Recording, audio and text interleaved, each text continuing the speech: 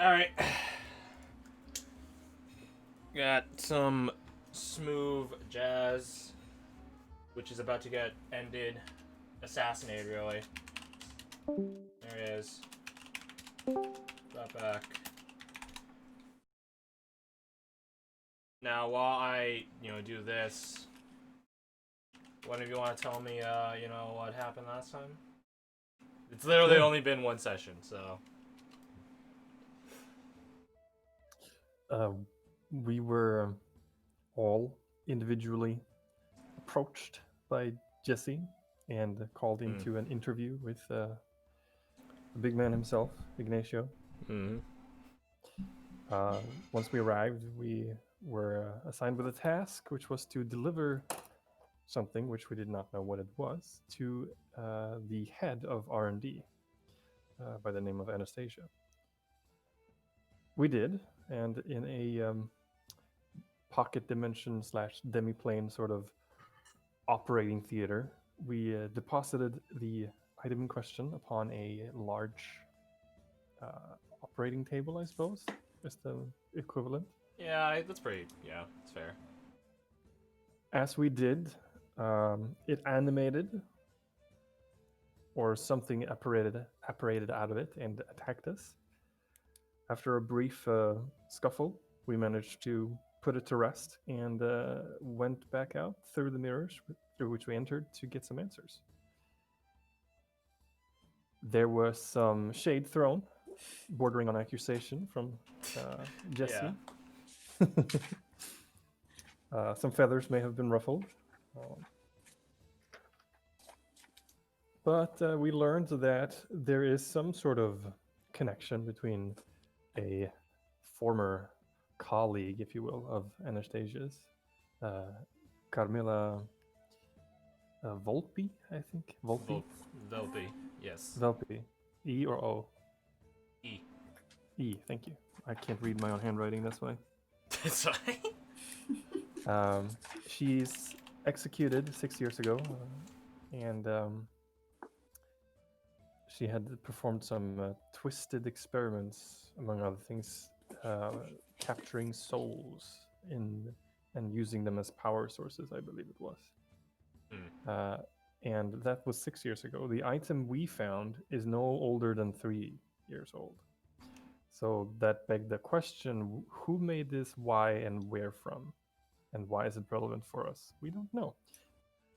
It's something that we may have to keep an eye out going forward, as we are assigned other more immediate problems. Jobs. I think for the time being, you guys are sort of settled with it's above my pay grade. Yeah. Nothing wrong with after that,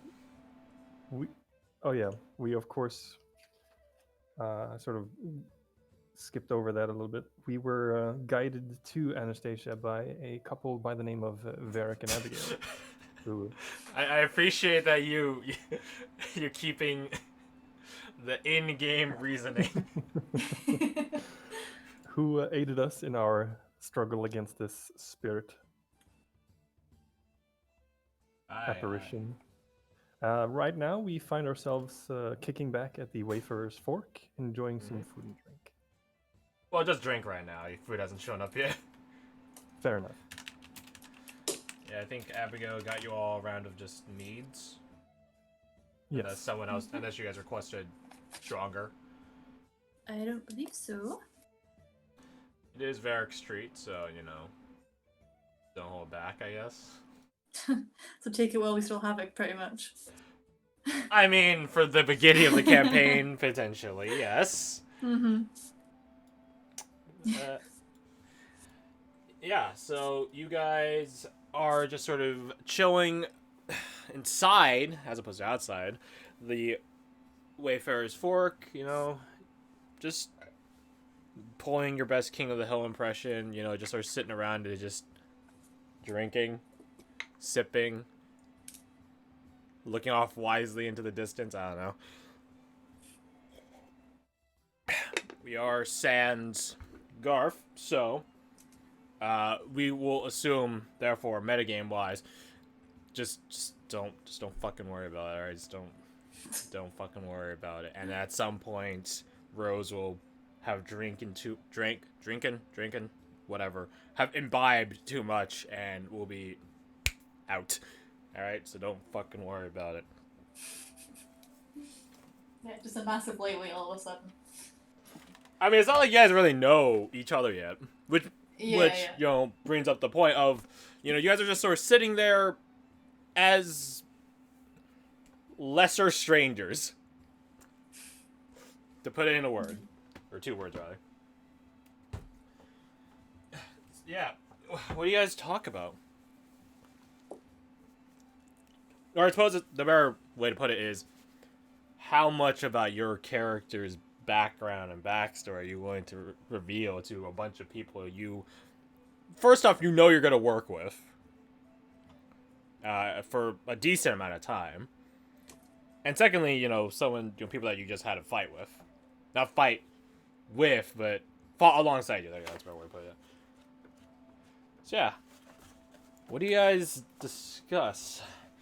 I have icebreaker things if you guys need some pushing, but that's only if you guys require it. So Korik would take a moderate swig of his mead, and he'd look around the table and sort of like assess a little bit of who's who here, determine what kind of skill set everybody had, trying to mentally recall the fight. And I guess he would start with Fiat. Fiat. Fia, yeah. Yeah. And he'll be like, You silent. thank you for that. Fia, Yes? how would you describe your own skill set? We've obviously already fought together, but how would you describe, like, how do you fight? How do you prefer to fight? What's your cup of tea? What's your poison? Well, I tend to lean more into elemental magic, ranged attacks, that kind of thing. More comfortable when I've got some room between me and the enemy, you know? Focus on magic. So you don't like to get in the thick of things? No, I like being able to move where I need to without having to worry about who's around me, you know? I know a few people like that. How about you, Reitzi? What's your preference, if you have one? Now the question is over there. Sort of just like look around at his mug. Oh, I'm trying to because like my kids are yelling like absolute hooligans.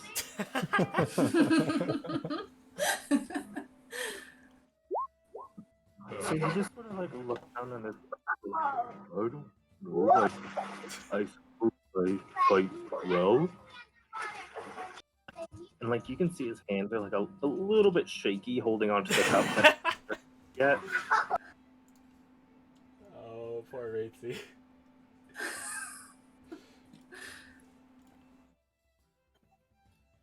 What did you have? Did Reitzi have an axe or a hammer? I can't recall.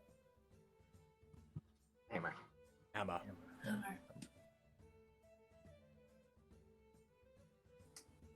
Yeah, do you use the hammer for other things as well, other than fighting? Oh, for smithing, I suppose. Or making runes. A craftsman, then? Runes? I've heard of runes, but never really seen them. Ritzy has you have runes like on your gear, don't you? It's like sort of part of being a rune. Yeah, he points over to like his chest where it shows a large rune that in battle was the one that glowed purple. Oh, that's fascinating. It kind of reminds me of my tattoos now that I look closer at it. Oh, do your tattoos have some sort of significance then? Yes, many. Ask a different question there, did I? No, I just had to get naked to show you all of them, and I don't think we're there quite yet. No, I'm quite happy with your clothes where they are, thank you. Thought as much. Just gonna keep that rolling. Mm-hmm. You make this sound like it's some sort of job interview. I'd like to know whom I'm going to be fighting side by side. I myself, I prefer to be up and close, personal. I augment my melee, I suppose, with some arcane abilities. I'm a mercenary, it's my background. It's how I understand the world and people. What about you, Varric? Oh, where to begin? Ha! Abigail just scoffs right next to him. She's like looking down and writing in her book, like not even looking at any of you guys. She's listening. You can tell, obviously, but she's not looking at him.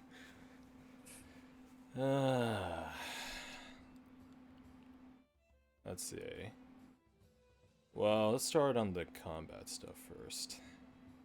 He just holds up his bow. There you go. Oh, and this. And he holds up his left arm, the one that has the sort of crystal artifice, like, apparatus. To sort of... You guys are still wearing his, like, his pieces, by the way. The ones that he told you to hold on to if you want to get healed by him. That's about it. Magic through a derived sense. And the study of it.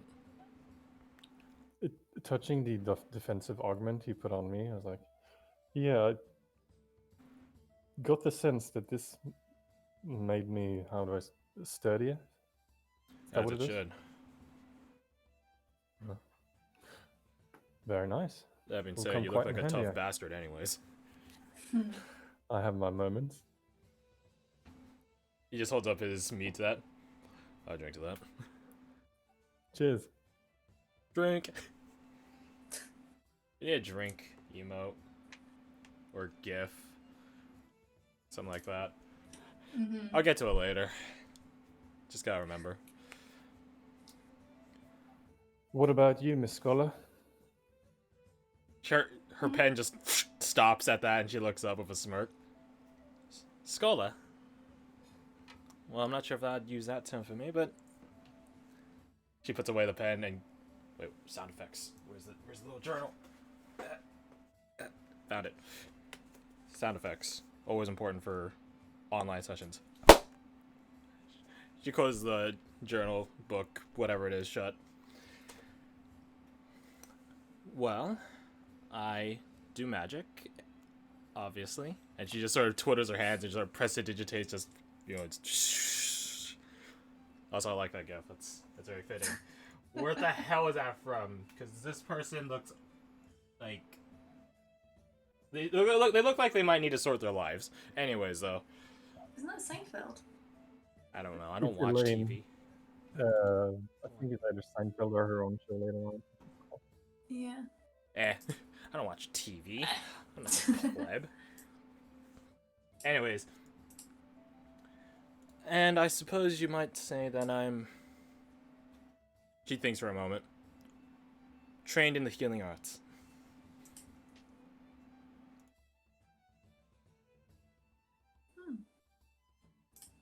That's not the only thing I can do, but that's my main focus. I I imagine it comes in did pretty handy. notice some of you don't have books. Yes, books. Does that mean you are a Lingen Madre? Or he like thinks for a second. Born of magic. That's right. Born of magic. No, you could say that. Um, Assam, a fellow mercenary, she always said she and I were similar, but she's more of a, into a head nod toward Abigail, more of a healing focused individual. She's the company's medic. She called herself a sorcerer.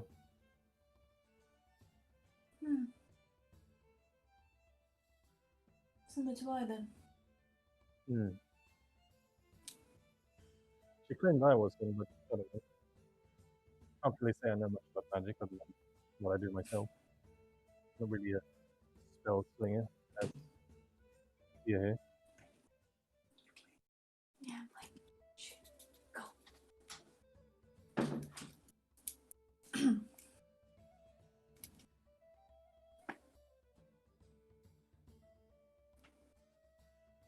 Sorry if you asked me a question I didn't hear. What was that?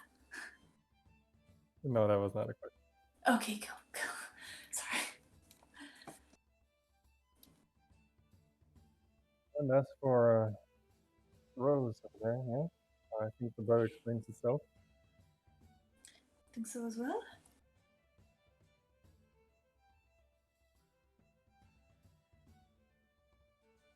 Definitely. I myself definitely fall into the sorcerer anyway.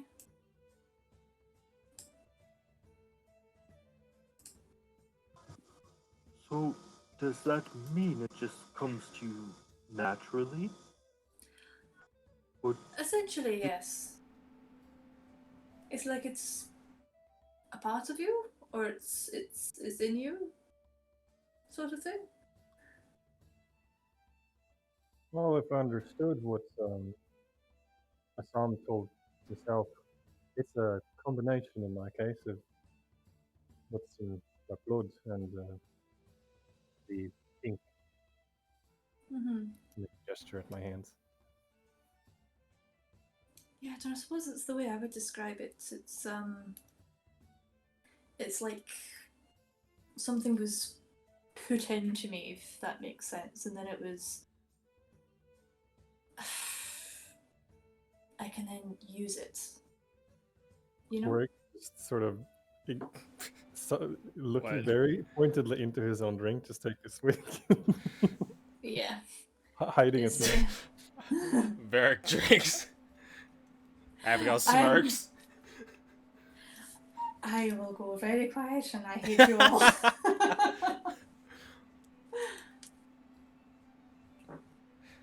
It's too early for that kind of shit. As much as your analogy is interesting, your style of magic, I've heard about it before, or at least stories. Yep. Something How's it going? primordial is the best way I would Yes. describe it. Yeah, that would be a good way, yeah. She nods at that. Opens back up her book and writes in it. Better than my, My father my told me one at about it. least. My father would Yeah. tell me stories about old powers like that. Primordial powers. Bloody terrifying if you ask me, but, you know. Only to some. Not to everyone. Oh, well, at the time, anyway. She just writes. Writes.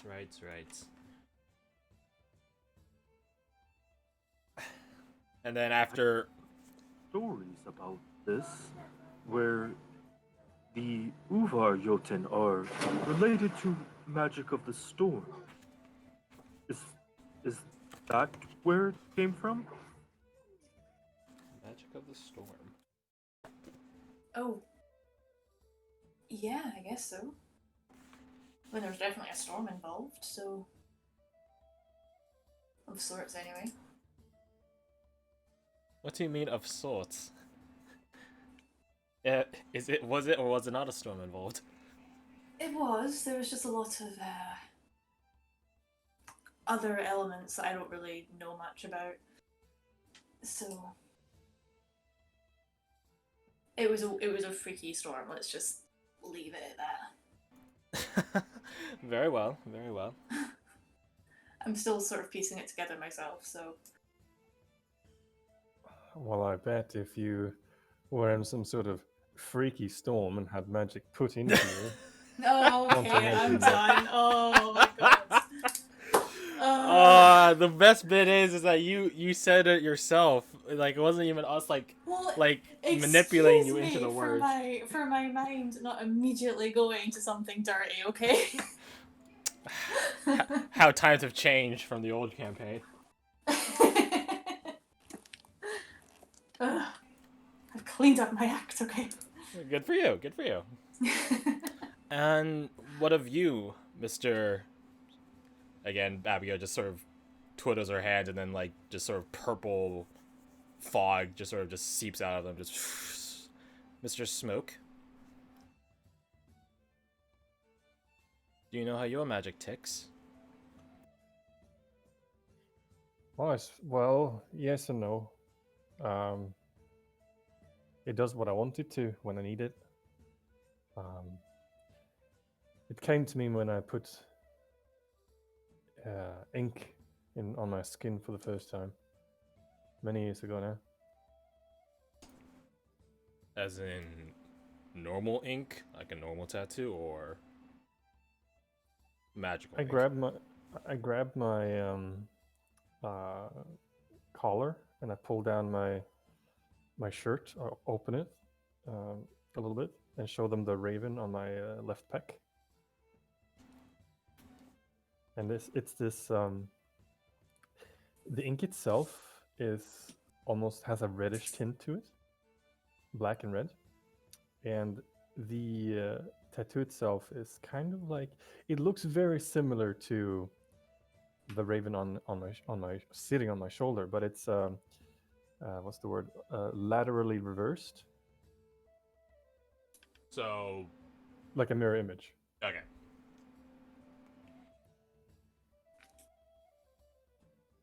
It all started after this one here. This is the first one.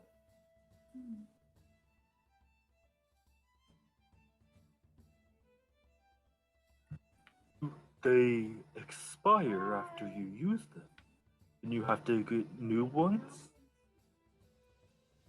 No, I don't know how it works. You look like a learned fella. Perhaps you can figure it out. Hmm. I would be very interested in that, though I must say I am very limited in this capacity.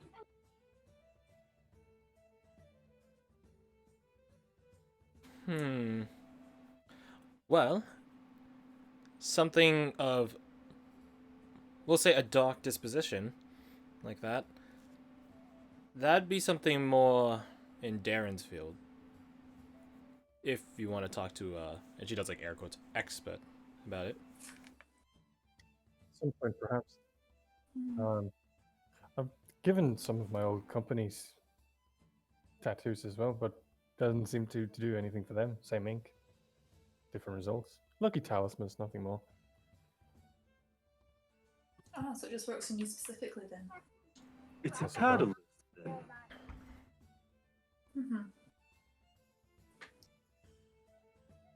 Yeah, you can see him like sort of like piecing it together in his mind, like doing some calculations.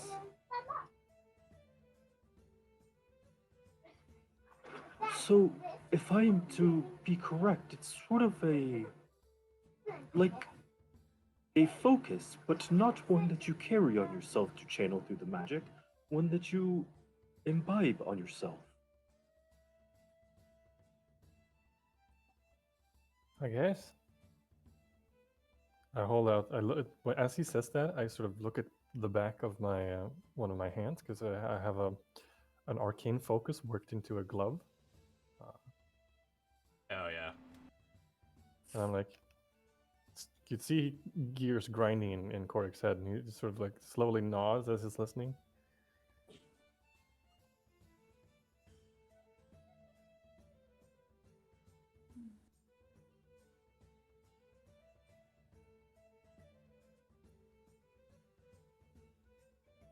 Silence fills the party. He just goes around like thinking about it, like just observing all the visible tattoos he can see, and like trying to piece together if they make sense to any sort of magic he knows, like as far as like, okay, does this one correlate to a certain spell? Just so in, like, just from your own general arcane knowledge pool, or like a more practical, like, okay, when he did this tattoo lit up, etc., etc. Yeah, and I would say his knowledge is limited to only the one or two books he's read on things of arcane nature. Just trying to piece it together of like, okay, this represents this. This is most likely associated with this. Therefore, it can be concluded that there's a high degree of possibility that it could be related to this spell. There's so many qualitative statements in that. Korik will roll up his sleeves so that you can see where the blood red ink transitions into a more dark shade and into a black around his just above his elbows, so that you can see the two tattoos on his hands.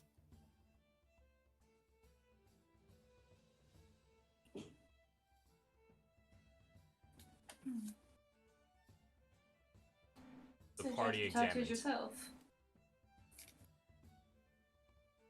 Most of them, yeah. Hmm.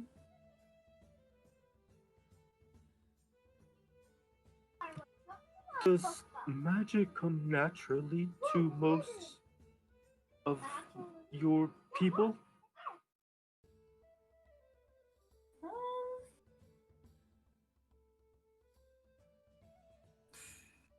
I mean, you're an elf, so yeah. yeah. Yeah. That sort of tells you the answer all you need to know. Can't really say, don't know. There are a lot of people in my old company who aren't.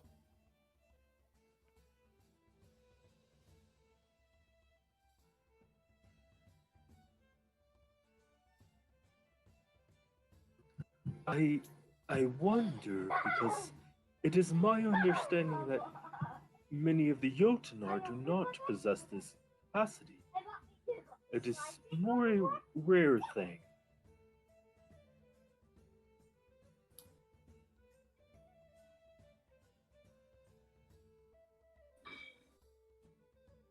I have no input for you guys. Can't help you there, friend. I grew up on the streets, really. Not really a learned type. I see. Perhaps it will be something I can figure out later on the line. How long have you had these tattoos? Like, since your first one? How many years now? It's at least half my life. Never bothered looking into it.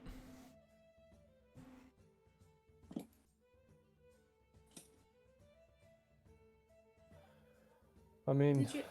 never really saw the point. Did you have them knowing it would have this effect then? No, I just sort of did them. Huh. No motivation for it or anything that you know of?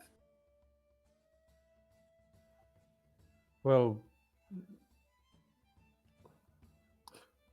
at major turning points in my life, I've always added to the ones I have, and eventually it just sort of I ran out of space in the areas I could reach myself. So I'm gonna mage hand, grab my drink, and take a swig. So I needed some more utility. Abigail smirks. Writes in her book.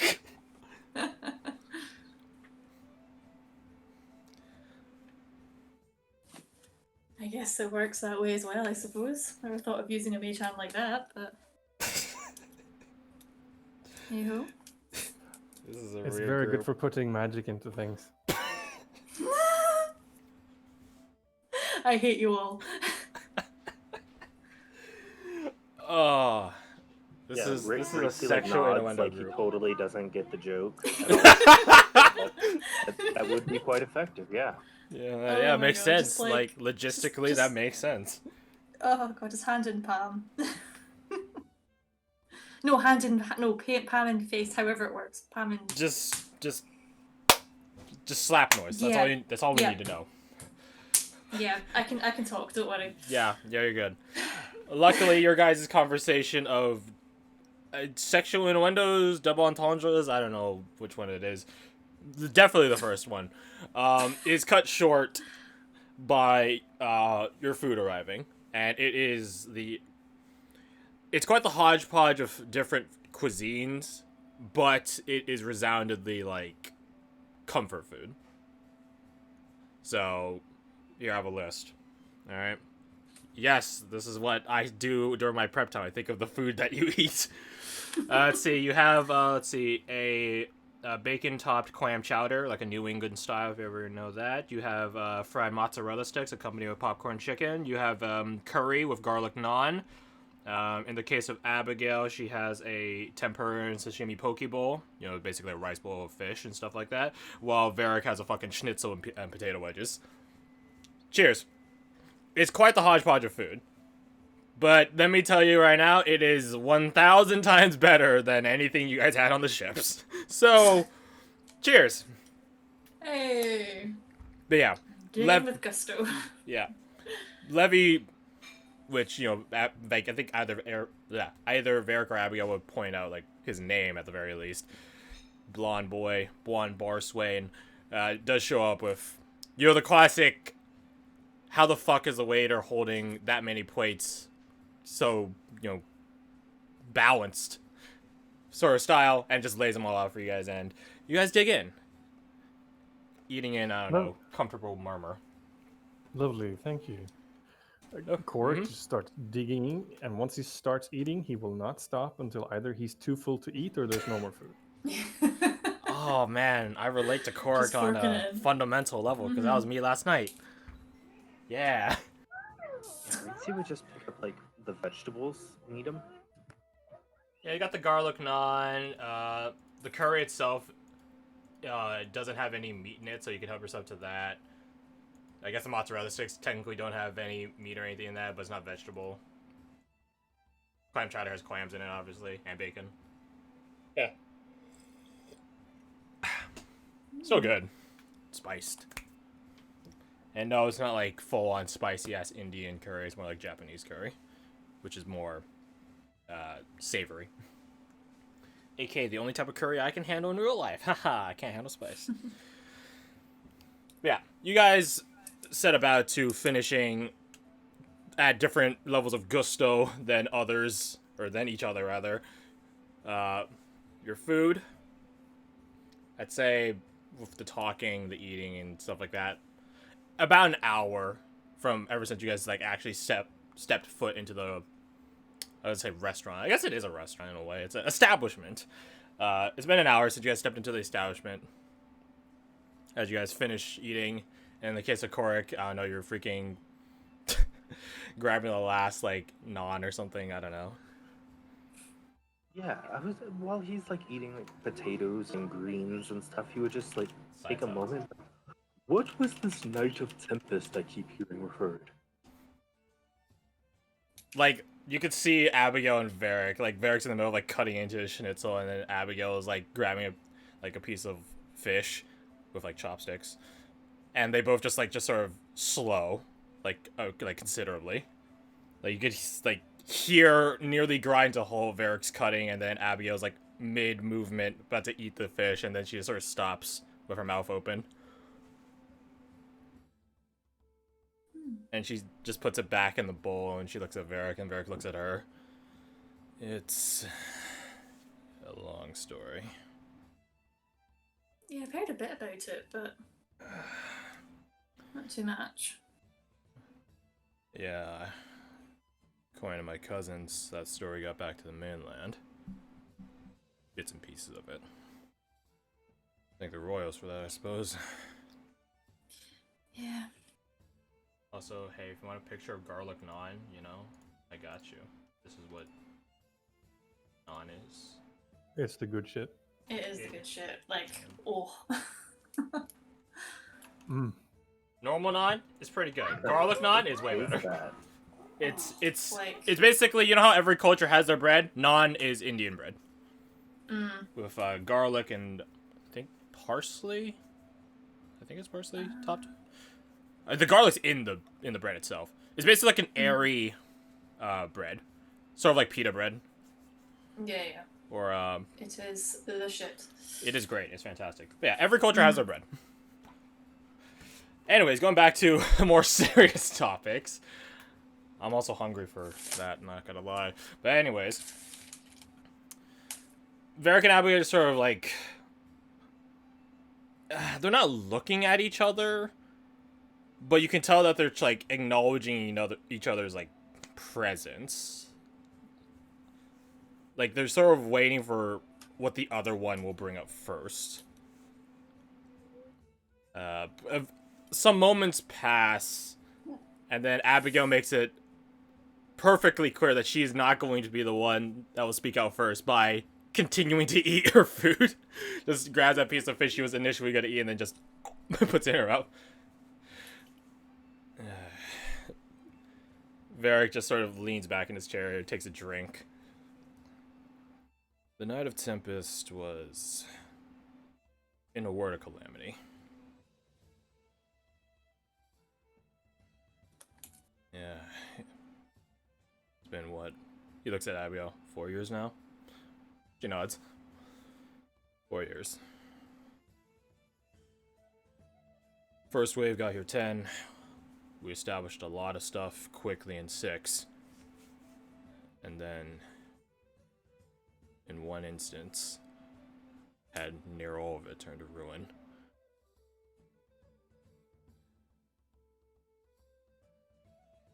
I don't know how far inland we've managed to get, but all that progress is for naught now. Else you guys probably wouldn't need to be here. Or if you guys did have to be here, wouldn't be in such a militant capacity.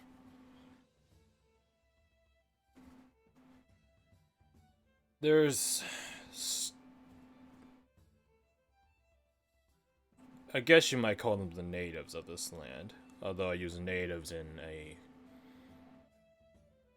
literal and qualitative sense. Not natives as in their people. They're much, much worse and below people. More akin to beasts. Yeah, as you say that, Raitzy kind of like winces. Yeah, Korik sounds like twists his face, arcs an eyebrow, like he's not entirely sure what to make of that. You guys will get onto the field. They're called Scornken, and let me tell you, they earned that title. Tooth, nail, blood, and bone. Mostly ours. Mostly theirs, too. Was this the first time that ever showed up then? We had to deal with them on the way out, so I heard. But they weren't ever numerous or much of a threat. No more so than, I don't know, a pack of wolves that can walk. Mm-hmm. But the Night of Tempest, it earns its name. Storm of them. Like an ocean.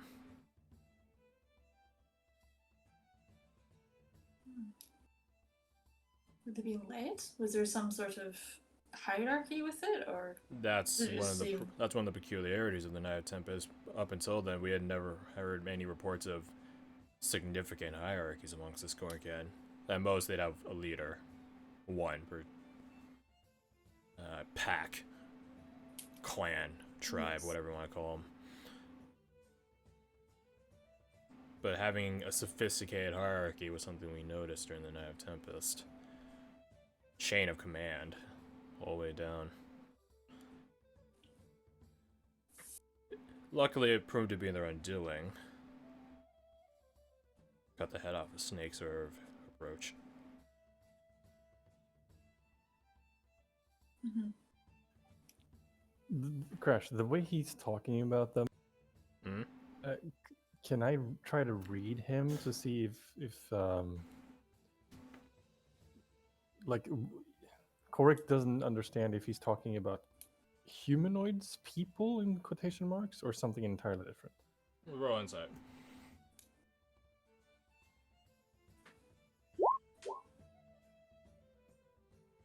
T. Nice. It doesn't. Well, at least from the way you're gauging Varric, it doesn't sound like he qualifies them as people. So I guess that is true to standard. As for whether or not, like, how authentic that perspective is, the way Varric, that's sort of the tone he's telling you guys this information in, is sort of cut and dry. Like, it's a emotionally detached thing.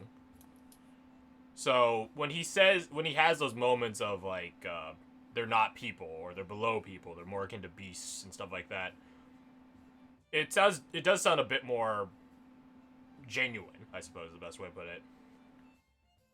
True, if you want to really broadly put it. But you have no doubt in your mind that Varric believes every word he says. And would probably defend it vehemently. And gauging how he is observing other people in the tavern. Different reaction, yes? What do you mean? Like how he's... Can I read any sort of... what's the word I'm looking for? Can I read any similar tension in how he seems to perceive anyone else in the room? Oh, like to see if he has any built-in prejudice himself. With a 20, no, it doesn't seem like he does. Not on the surface or any visible signs. I mean, to be fair, like, you guys yourselves are a pretty peculiar group. You know, there's an elf in a human colony, a minotaur, you know, stuff like that. A tiefling. So, you guys yourselves are probably hit the limits of peculiarity. But even still, he doesn't really, like, he registers it, but he doesn't really react to it. Which is different than what he is doing now, where he is registering it, trying to be detached from it, but even still, like, some underlying emotion bleeds in. Okay.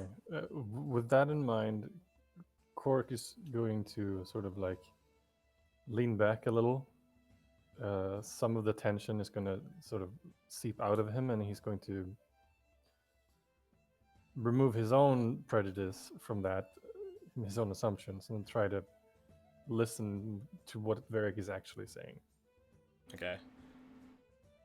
Abigail finishes eating. This is towards the end of the or the meal, I'm assuming, if you're gonna like analyze him and not stuff in your face. Yeah. Abigail grabs her book and begins sort of sketching in it.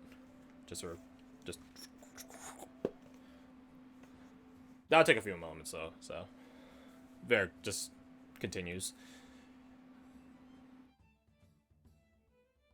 So that's basically the short of it. The long of it is that a lot of people, too many,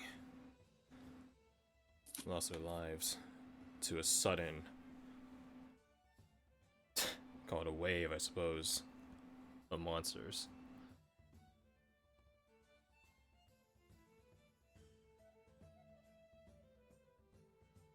The only colonies that remains are the ones that manage to hold against the tide and turn it back or break it.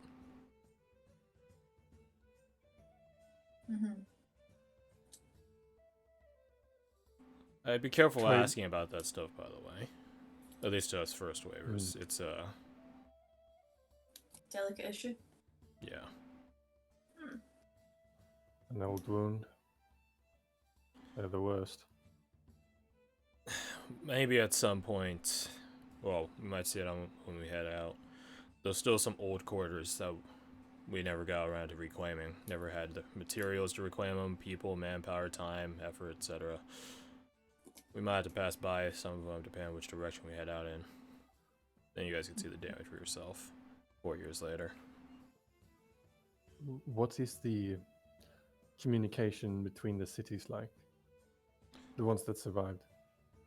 After the Night of Tempest, non-existent. Not until the Royals showed up about 2 years ago. Oh wow. Any trade between them? These days, yes. Back then, no. Everyone was just sort of hoarding resources.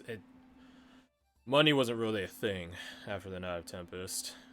It really was, if you don't work, you don't eat situation.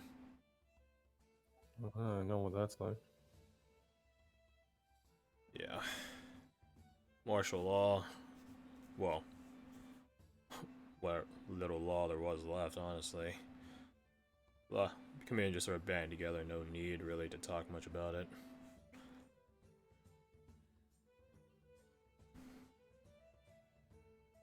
Abigail finishes her sketch and just sort of opens her book and presents it to you, which is about probably the first time you guys actually get to see the inside of her fucking book.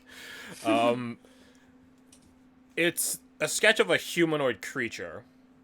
To put it in your guys as players, you know, like sort of like a doppelganger in the sense of like it's leathery skinned and stuff like that.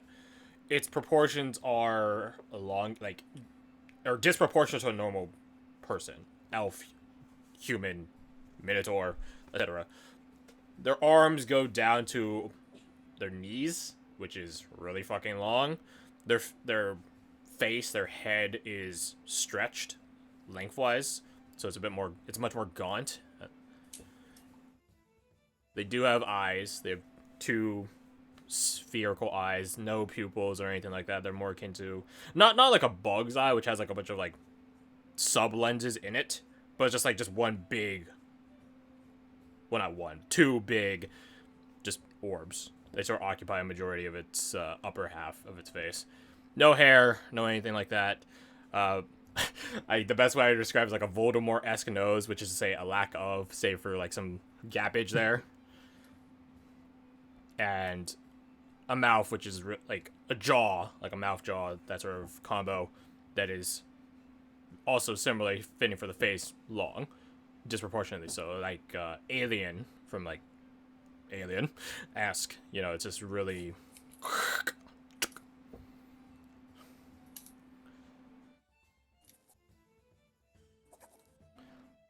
They go about 6.5 feet or so. That's what I remember. On average. Making a mistake, despite their size, they can be quite stealthy. I don't think their skeletal structure is anything like ours. Cunning then. Slippery.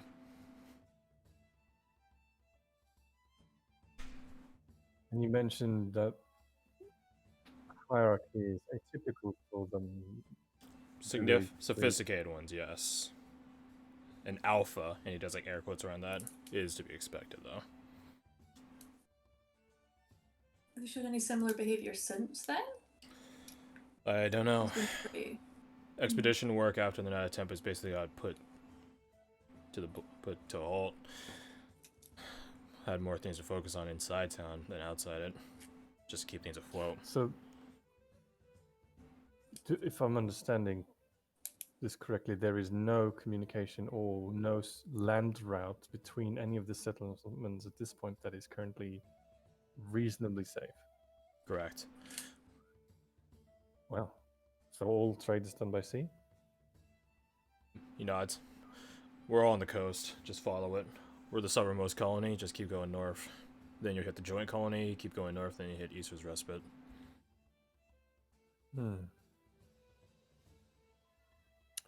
Well, I can see why we're needed. We had land routes before. We had settlements inland. All gone now. And again, we haven't really had the resources to even go back out until you guys showed up today. Any of the structures survive, like roads, paths? He shrugs. Outposts? No clue. We haven't ventured back far out yet. Waiting on more people. Probably wise. We have some scouts here and there. The ones that are still employed, or were and still are, rather. They're called Farseers. One of my cousin's friends runs them. But that's about it. No one else really ventured out there. Or kept tabs out there, or did any scouting or reconnaissance out there. I don't even think the Farseers went that far from town either. There's no point. Other than increased risk of losing someone, and trust me when I say we sort of need everyone we can get our hands on. Especially someone that knows how to scout and work a gun at long ranges.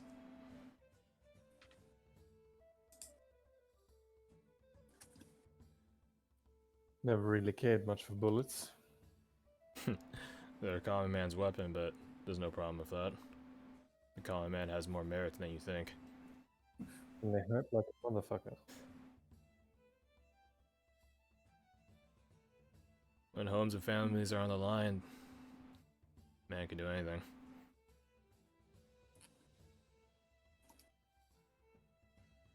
Rick nods at that. That's the case for most first waivers here. A lot of people that are in any capacity to work a weapon were given such. The elderly, children, sick, or the, he thinks on it for a moment, mentally incapable. They just sort of were the people that were getting defended. Our last stand happened right at the edge of town, not too far from here, actually. Towards the Temple District. Mm-hmm.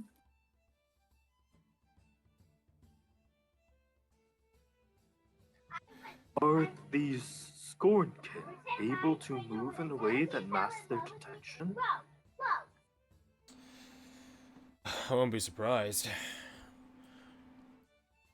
Don't get me wrong, I hate the bastards. They're slippery and evil made incarnate, but I'd be a fool to underestimate them.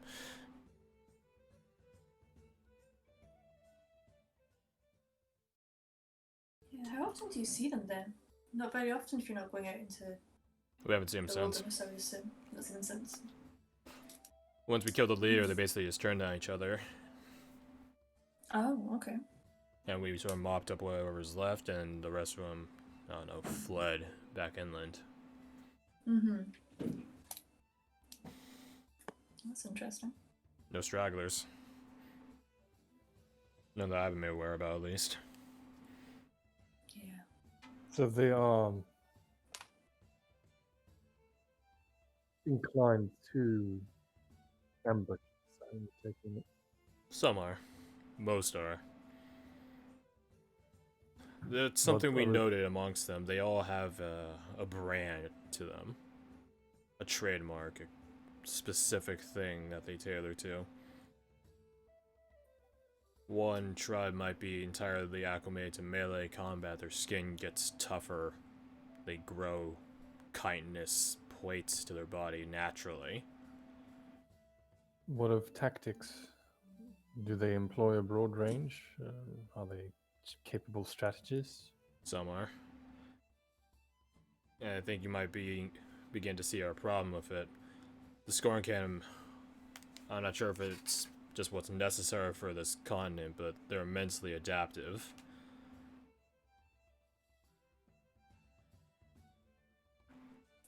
Some are smart, some are dumb and near bestial. Some only find melee, some are entirely spellcaster groups. I will be careful. We should all be. It's always the enemy you underestimate that kills you. Yeah. Hopefully when we get on the Relax. field, we'll be able to get scouting reports that tell us what whatever Scorn King tribe we're facing off against does or is about. Mm-hmm. Yeah, the diversity is pretty surprising. By the sounds of it, the safest option would probably be to assume that anything you're doing is ineffective. I mean, that's quite a safe way to look at it, I suppose. Overly cautious. I'll just value any reconnaissance, personally. And honestly, some recon people are probably getting sent out tonight. Although, he looks out the window. It's like when you guys arrived, it was like slightly overcast, and that was in the morning. As the day has gone on, it's gotten more and more cloudy, and like darker clouds and stuff like that. Although, well, hope the rain hides our presence at least. Yeah. Strange though it may sound, I Purpose here. think. Oh, sorry, Ritzy, go ahead. Oh, I did not mean to interrupt. My apologies. No, no, we spoke at the same Fucking time. Canadian Go ahead, you go standoff. first. Is that our purpose here then? To take back these roads? He just sort of leans back, thinks on it. Abigail picks up. I suppose yes and no. I think as part of the second wave, you're just sort of here to help us reestablish, not necessarily take back the same roads. Might have to make new ones. The old ones might be destroyed. Then what stops the new ones from being destroyed? I think that's part of the second wave as well. Doubling up on Obvious. endeavors like that. Sounds like a perfect job for me. It's what I've done for most of my life. Escorting people across roads. Oh, you're a road maker? No, the band I was with, the company, we specialized in protecting merchants and caravans traveling long distance. Lots of bandits and other nasties. Ah, I have met many of these. They typically shot at me. You know, sorry to say, but I kind of see why they would.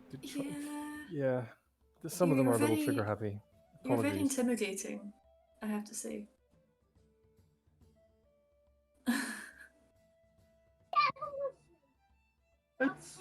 I have come to understand this.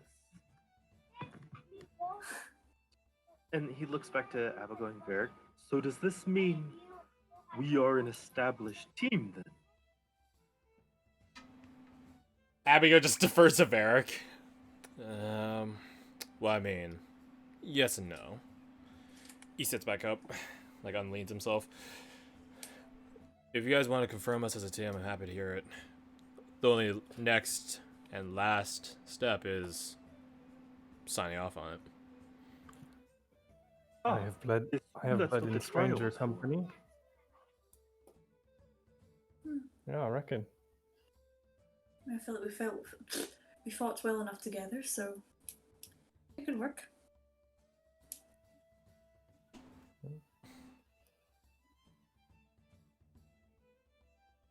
Varric just sort of looks across you, scanning you, nods. To a new team then. Holds up his drink. Hold Here, up my here. drink. Ching. I don't have enough implements to make sound effects. Do Oh, wait a minute, wait a minute. all teams have a trial in that place? No, I think that's special for whatever you guys got assigned with. Yeah, you know, your spy work.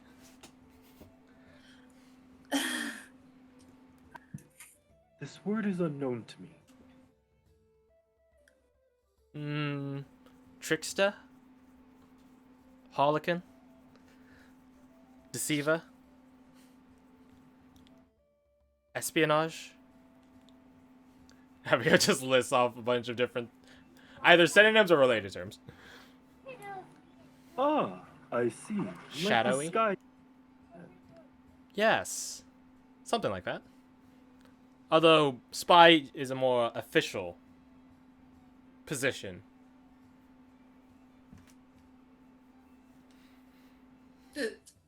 Not that I mind, by the way.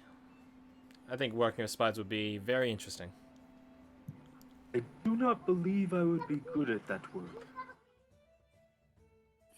That's why you're perfect for it. Exactly. So, never see you coming.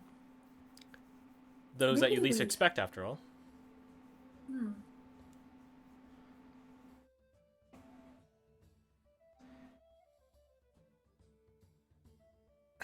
You guys... Well, if we are to, apologies, if we are to fight together, I tend to prefer to take point if someone else navigates. I've always been a bit reckless, and I'm embracing that.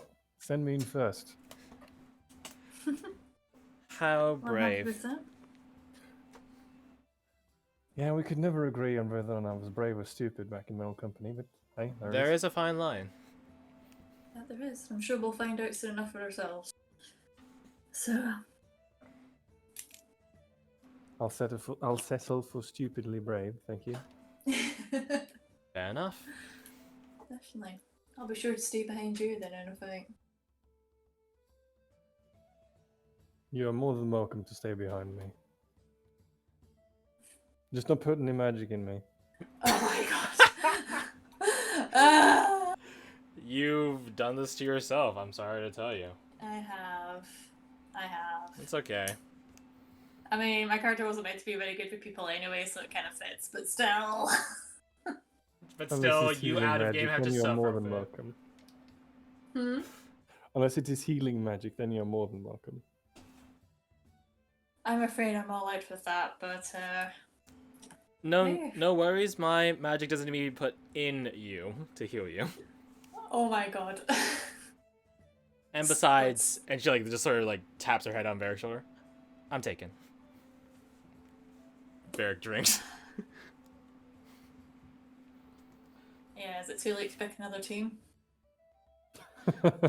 I mean, technicality, we haven't signed on to anything yet, but I feel like You are right. and he sort of surveys the room, this raucous and rowdy room filled with expeditionaries, mostly second waivers, but there's still a good amount of first waivers. He just sort of surveys it, just sort of notes the. Don't get me wrong, it's a jovial atmosphere, but at the same time, it is a bit rowdy. I feel like we're probably one of your better bets. Well, that remains to be seen, doesn't it? Fair enough. Who knows? You just take this in and like nod at Abigail when she says like talks about healing, like, oh, a matmazel magic then, or holy caster would be the right words. Holy is a very generous term. And a pasta, no. Just know that I hear you.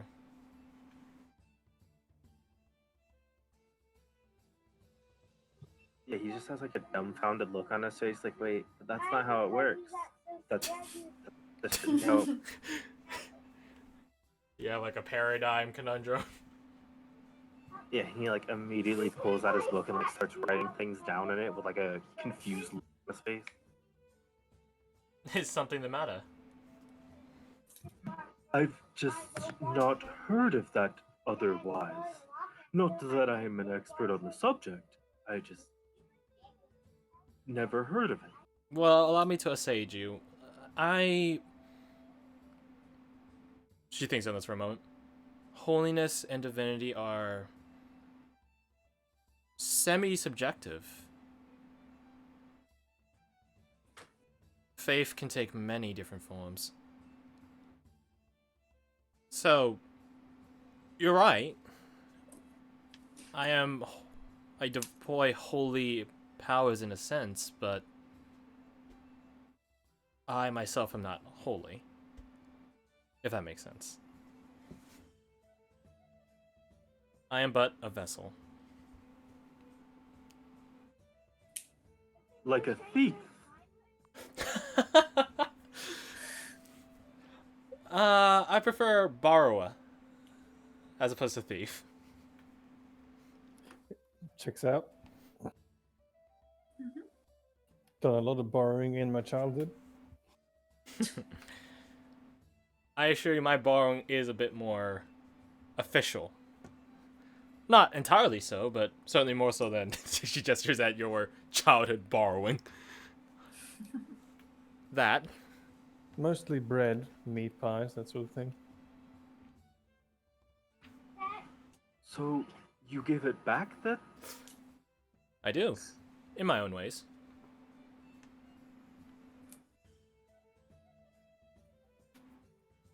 In a sense, though I doubt that the vendor would want it after I'm done with it, if you know what I mean. I mean, That checks out. yeah. I love Cork. So, you guys. Well, I want to cut it short. You guys have any more direct questions, both either in game or out of game? Yeah, right. We just feel like looking around after eating. It's like, so what else do you do in this place? Abigail just sort of tilts her head at that, like a confused cat. Like, what? I mean, it's a tavern. You drink, you eat, you hang out with friends or family or whatever. That's about it. You pay for it. Not to be confused with an inn, which is almost the same thing, except they have beds where you can sleep if you pay for that.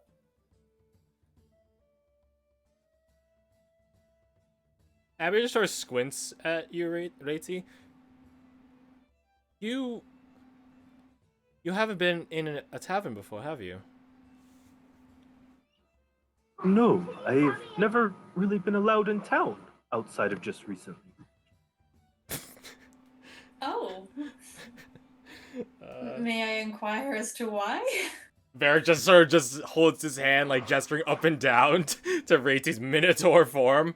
I think you might have the answer for that. I guess so. I was expecting something a bit more dramatic, I guess, but...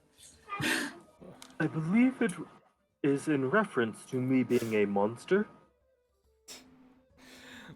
Oh, don't worry, Reitzi. We have a literal resident heretic, so I'm sure the town will make a pass for you, too. Pretty tame in comparison. I don't think Reitzi seems heretical. No? I mean, the runes are peculiar, but nothing heretical, not by default. Aegon Forgebringer uses runes, too. Aegon Forgebringer. Is this someone in town? Abigail, like, wags her pen at Varric, like, doing, like, a good job thing with that.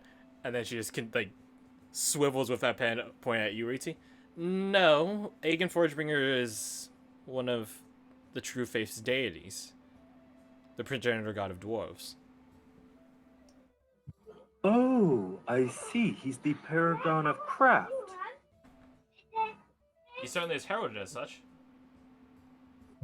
And he would describe the symbol he's seen on some of the dwarfs' equipment that he's met, being a generous term. Yeah.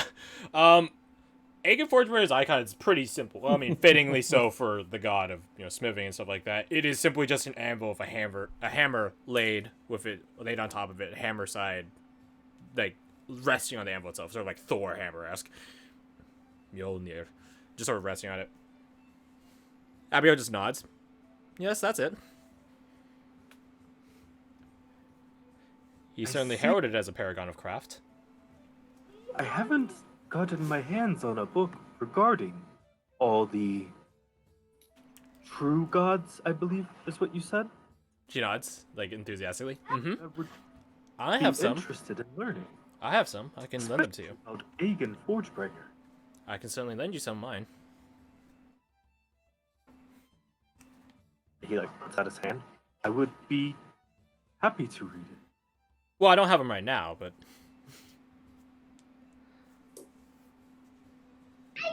Oh, I'm sorry. I misunderstood the statement. It's fine. The only book I have on me right now is this one. She holds up the journal that she's been writing the whole time. And this is something I'm very reticent at giving to anyone.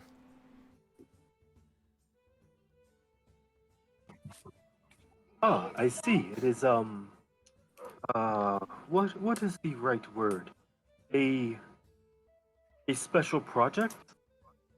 I suppose you could interpret it like that, yes. It's Oh, very personal. it is proprietary. Varric just tilts his head. It's like he knows the word proprietary. Korik mirrors Varric's just body language of that. Huh? Not proprietary, no. It's not legally. like unusable by others. It's just very personal.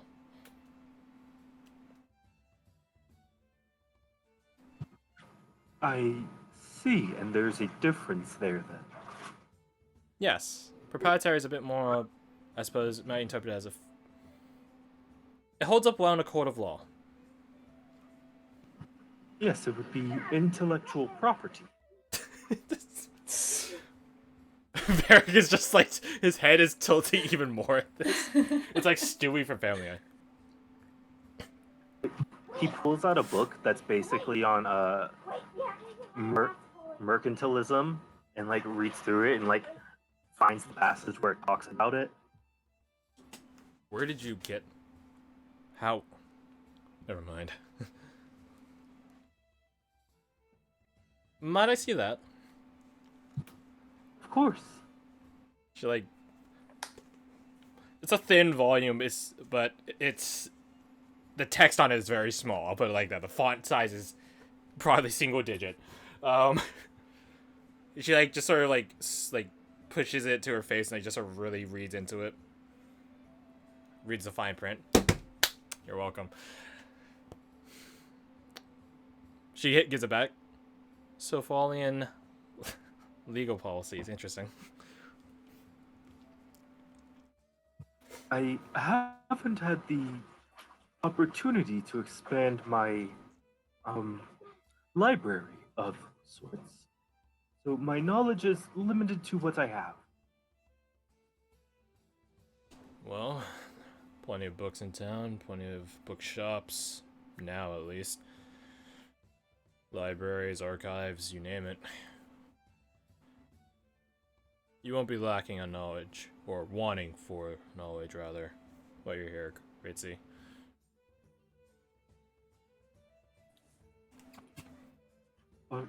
Are those places still open today? The bookstores got reopened when the royals reestablished commerce. Libraries, yeah, most are still intact. We had a lot more before the Night of Tempest, but the couple we have now basically had their pick from that which remained. And weirdly enough, Scornkin don't really care for books. Not even to ruin or pillage. They sort of find them, I don't know, disinteresting. Yeah, useless, I guess, maybe. Useless to hoard, useless to steal, useless to use. Probably because they can't read. Or at least they can't read common. Mm-hmm.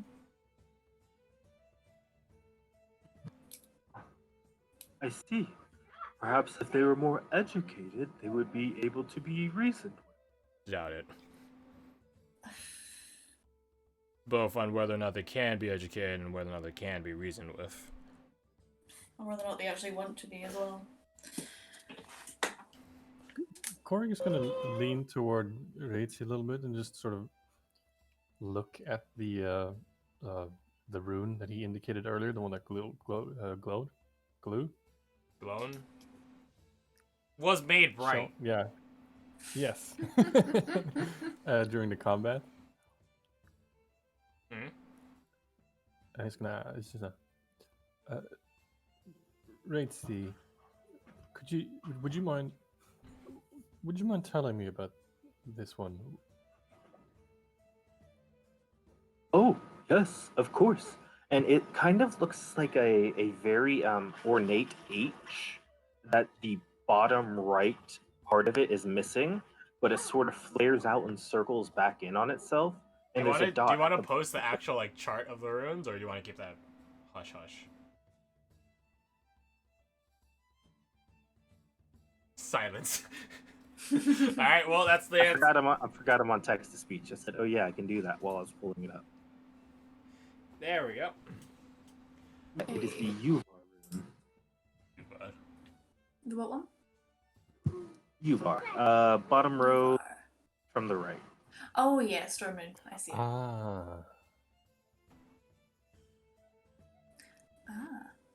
This is the Uvar rune. It is a delineation of the Storm Yotanar. I believe that is the way you would say it, of the highest class of ordering of Jotun. They, somewhat like Fia, have the ability to manipulate the storm.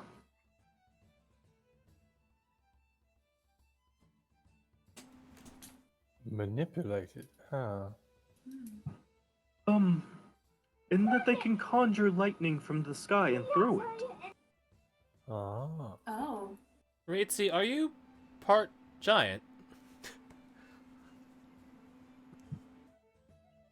I am unsure. I could not find anything referring to me specifically, but I know I do not fall into the category of any of the true Jotun. Hmm. It's just that you seem very knowledgeable about, well, runes, giants, stuff like that. But you're not related. Yeah, it's my first source of knowledge. First source. Yes, specifically, and he pulls out like a small necklace he has that has a utterly rudimentary, like almost cave-like drawing on it, on a small little stone thing that has the symbol of Hog or the Hill Giants, and it's painted in like several different colors to where it would look like pretty to someone that was very simple. Okay. No, Roger. I think. How big is it? Probably about the size of a normal person's palm. Okay. And it's like a smooth stone, right? Yeah, yeah. Alright.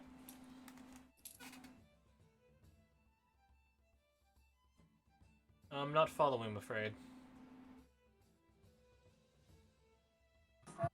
Well, I believe I was born into a Jotunheim. I can't remember exactly how I got there, but these are the first things I remember learning.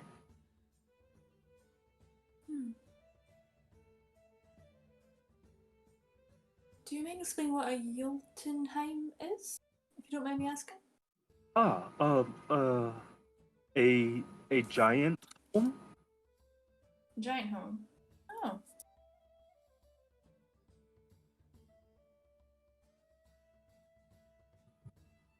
I didn't meet any of the Jotun there. However, they left behind a lot of information. And he pulls this big metal like cylinder off his back and opens it up, and it has massive like parchment in it that's been wound up. These.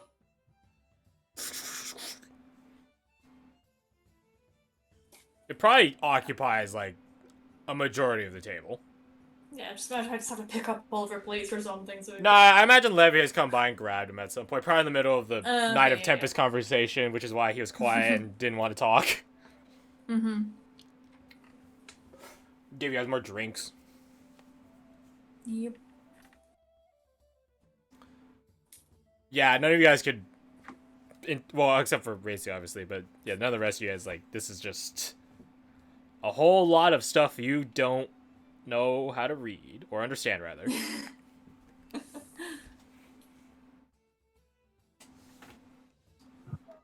A lot of them aren't, I suppose, particularly interesting. He points to one. This one refers mostly to different kinds of food and which What? which ones taste the best, I suppose is the way to say it. However, a lot of the good ones, and he like goes to the back, by the Yuvar, are very interesting and speak both of the past and future. Past and future.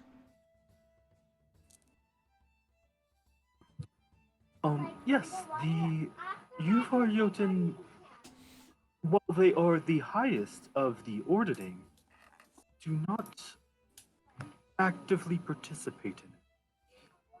As such, they spend most of their time looking onto things that they have not seen.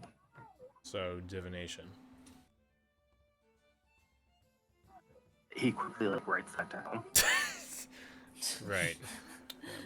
As Reitzi is talking, you notice Korik, with one hand, he's sort of like almost subconsciously tracing things in the air next to him.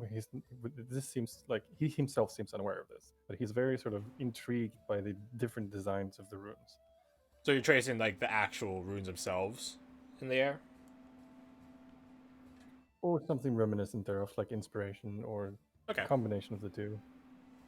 Roger. Alright, take one level and ruin that. No, just kidding. Which is impossible because you need to be a 3rd level fighter.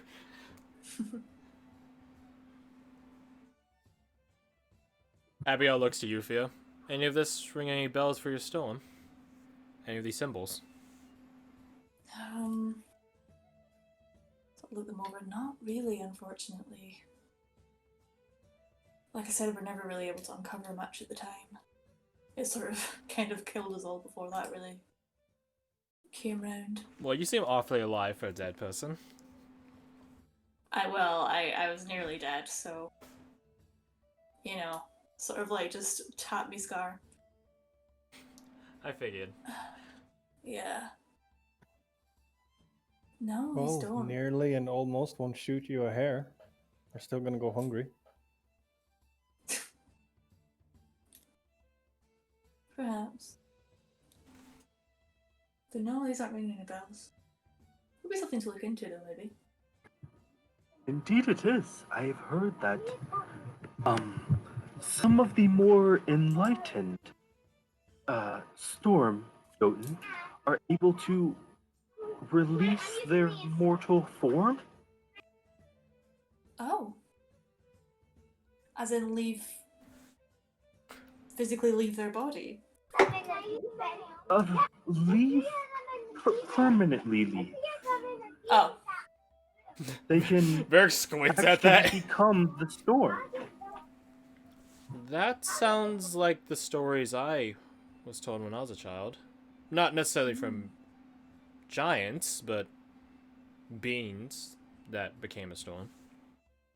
Yeah, I've heard Lots of birds. stuff like that in the past, but I'm afraid nothing ever really bore fruit, but What sort of stories Who did you hear knows? as a child related to that?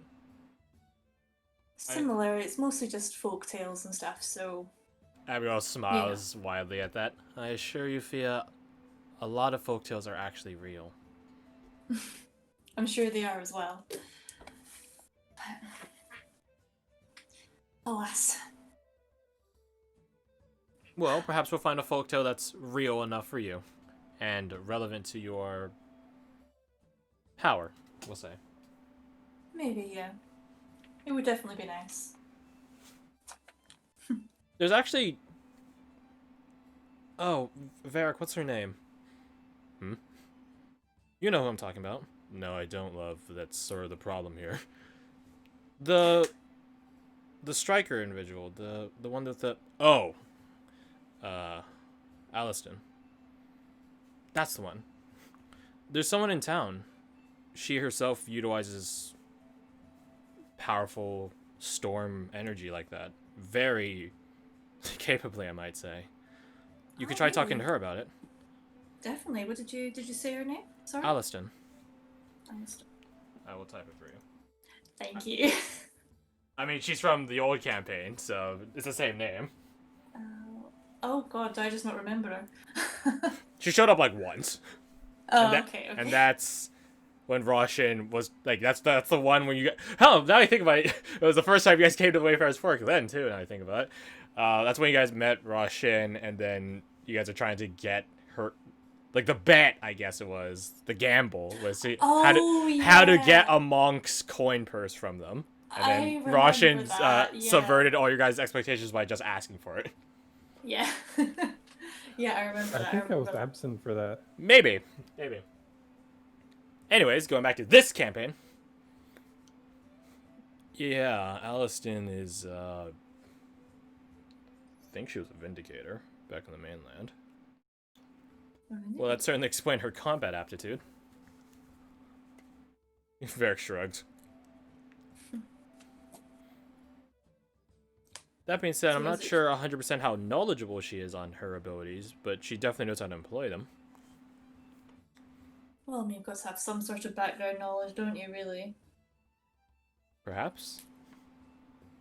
It's a Perhaps small not. part. Yeah. Definitely worth asking, though. Thank you.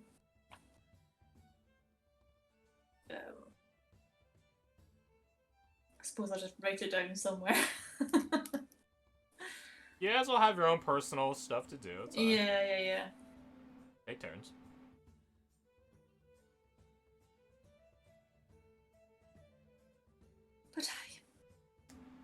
But thank you.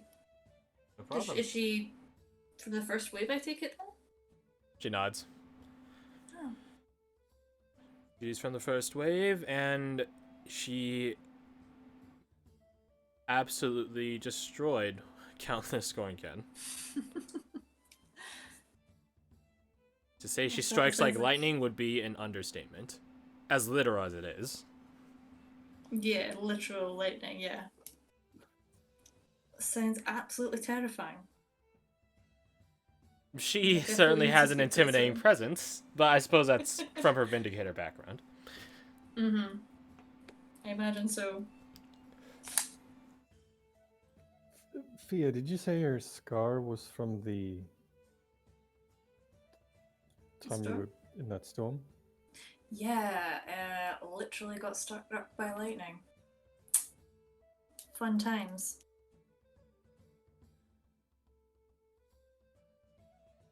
It's where all the magic-y stuff, and I'll wiggle my fingers where the magic-y stuff came from and all that. Your presence, did you say? Yeah. Okay, so just blue energy vapor. It's That's like, it. Whoa. it's like a vape cloud, but it's from your hands. Mm-hmm. But yeah, nearly killed me, killed my entire team, and the boss that I'd been working with for quite a few number of years as well, which is always nice. I'm sorry for your loss. So, It's fine. It's you know, it was a long time ago, so How long ago was it? I've worked through it. About 3? Well, I suppose not too long ago, but 3-4 years ago. That's rather recent, in my own opinion. Well, That's enough worth time to saying. get over it, I guess. Fair. But yeah, he was a good man. Bit eccentric, but good man. what you can see, Korik seems a little confounded by that sudden revelation. Sorry. Sorry, what kind of team did you say it was? What? Not like a mercenary type thing, like maybe what you're thinking. It was before I got the magic, as it were. I worked as a researcher. Basically investigating weird ass magic. These lovely nods. We sort of so it was kind of built in that within a sort of researchers sort of section in university, so I did the footwork for them basically. For anything they needed. So you must know a thing or two about magic then. Yeah? Absorbed Thing or two. through just being around it, I guess. No? Yeah, definitely absorbing the surroundings, I suppose. I've never been like the smartest, but definitely have a good interest, so I like it. It's interesting. I like knowing how it came about and sort of like the thing with stories there as well. I like sort of figuring out what parts of it are true and what parts are absolute nonsense, you know? And you'd be surprised how often like magic's just Well, I bet Yeah. you and Racing have loads to talk about. I'm sure. Oh, hey, this isn't really relevant. Not at all, but, you know, let's see, what was that? 8 temporary hit points. No reason. Oh god. No reason. All of us? Yeah, Why? no reason. Keep going. These Vindicators, who are they? Ah, she looks at Varric. I'm not the most knowledgeable on the matter of them, but they're a group of, I guess the best way to put them are crusaders. You have a song, true gods above and such like that.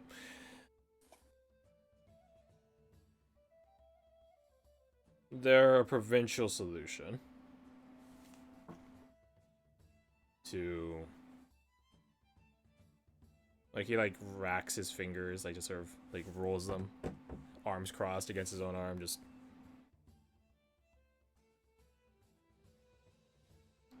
they were a coercive recruiting method, I suppose, what they are. So they're recruiting or purging, one or the other. Or both, I suppose, depending on which part of history you're looking at. They're predominantly Nevros. Some provincials are in there, but mostly, and by a large majority, Nevros. Very religious. Zealot, to say, in a word. I can't tell you the number of times I've been mistaken for Nevros because of my tattoos. I mean, to be honest, I thought you were when I first saw you, but Nevros, not Nevros, doesn't matter to me.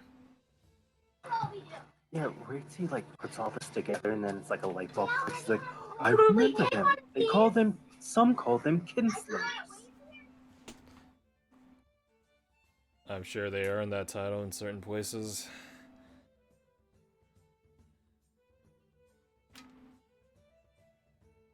Again, I'm not the most knowledgeable about them. Could try talking to Aliston about it. She did serve with him for a time. At least that's what the rumors say. And the provincials view them favorably? I think that changes from province to province. I know Silfall likes them. They are from Silfall, but the Helllands doesn't really care for them. And I don't really know for the rest of the places.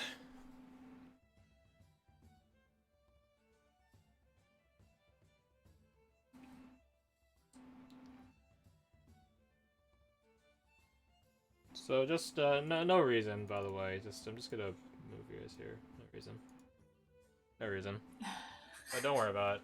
But I'm just I'm just wondering. Let's say you guys have a table. Okay, so let's see. 5 is 5 feet, so that's that.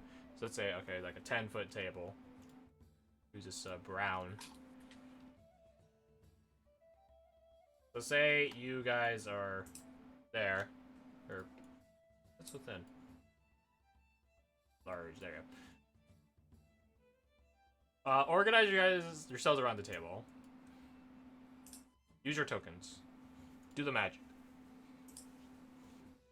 Over here.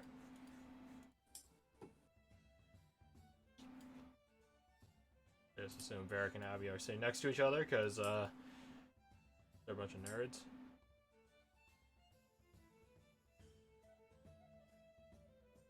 And we'll say Rose is in there. Haha, Fia has cuties. I know. We're just like been abandoned in the corner. Oh, not for long. Don't worry. Thank you. An assassin stabs you. No, just kidding. No, in a manner very typical for her, Jesse shows up. Boom. Token. Shades. This is why you guys need the 10 HP. Not really, don't worry. Jesse, like, you guys are in the middle of talking about this. Well, it's some serious discussion, you know, some back and forth, some informational sharing. You know, it's pretty. It's definitely not joking. It's not like dead serious, but you know, it's pretty serious. It's serious enough. And then while you guys are talking, really, it's it's sort of quiet, it's sort of stealthy, but at the same time, the fact that all of you notice it means it's not like that stealthy. As Jesse just slowly pulls up a chair next to you, Fia, and then just like the chair back is like facing forward, so it's like, you know, you lean forward onto it as opposed to lean back onto it. She just pulls up a chair and then just like slips into the table like a freaking school cafeteria, and she just like leans to you and whispers, "What are you guys talking about?" Oh, you know, the usual. What do you mean? I What don't do know you what do? I don't know what usual changes from person to person. Just saying. I said we're just introducing ourselves, and gossiping a bit about stuff. She holds up a hand and asks Levy for a drink, and then some moments later he grabs her one. I mean, it's probably like not a drink, it's probably like a whole bottle of like some hard alcohol. Yeah, now I think about it. Grabs her a tumbler with ice and I would say whiskey. Let's start our classy as well. Reminds my brother. My brother was in, I think it was Turkey Yeah. many years ago, and at the hotel there was a Russian man at the bar in the lobby, and Andreas was sitting there, and the Russian guy was, you know, being friendly, talking, and turned over to the bartender and said vodka, and the bartender replied, "Just vodka with ice." Yeah, sounds like a Russian, alright? Mm-hmm. Sounds like a Russian. I mean, Russian is sort of Nevro, so, and Jessie is Nevro, so, I guess she's Russian. Anyways, she begins pouring herself. It's not even like the usual amount you would pour for a whiskey, which is like only, like, you don't fill the entire tumbler up, like, you only fill it up halfway, ice melting, etc., etc. Yeah, she doesn't care, she's just filling her entire tumbler with, from the bottle.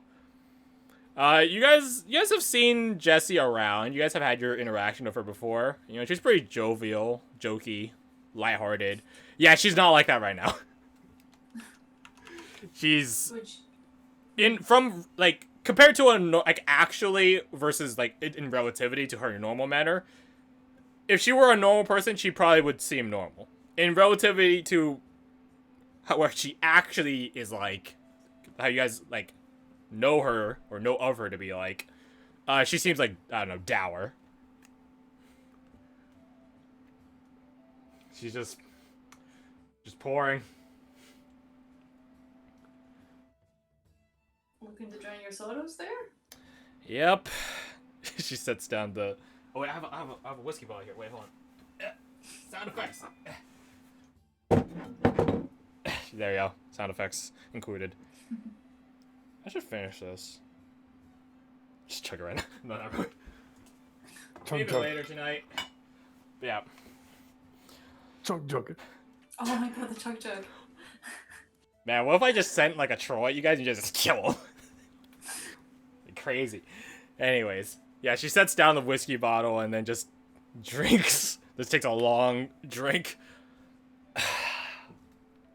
Today sucks. Is that straight? There's ice in it. Drinks again. Oh, of course. That makes it all the better, doesn't it? Don't be a wuss.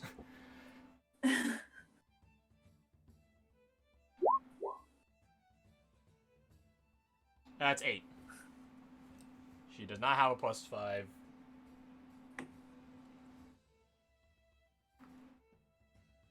It's only a +8 for temp HP. Oh, yes. I believe we were doing what's called team bonding. I believe that's the official term. Varric nods.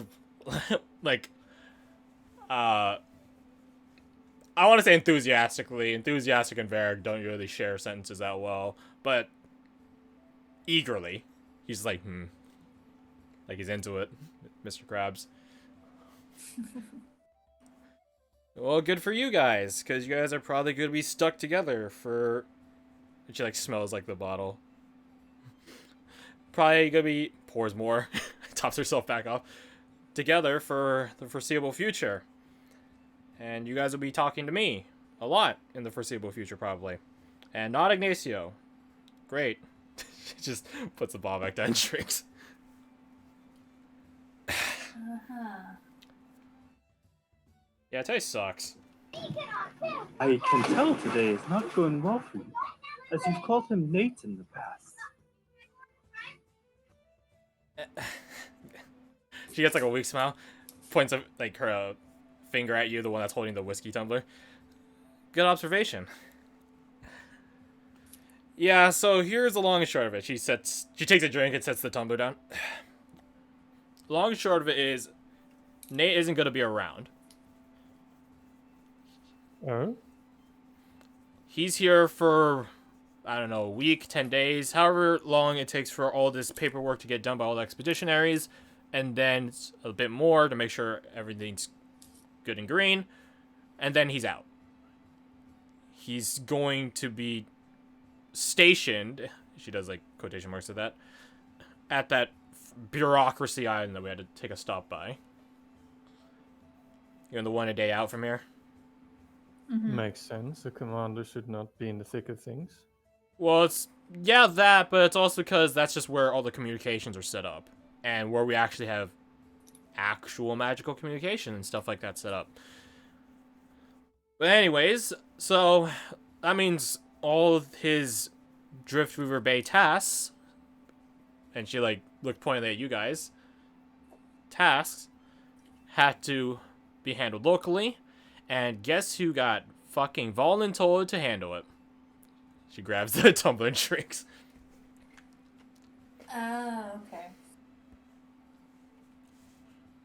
Oh yes, responsibility. Mm-hmm.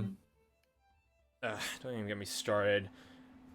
He was talking about professionalism and emotional distancing and separate. She's like swigging the tumbler back and forth as she says this. It's like some whiskey sloshes out. Separation of business and pleasure. Like, ugh. Now he sounds like Korik. Yeah, I mean, you're. And like, meant to to you say- guys, it sounds like a pretty reasonable thing, I would say. Yeah. I mean, you're clearly the Patagon of both right here. Kaladin. Now he sounds like Kaladin. Getting my own names mixed up.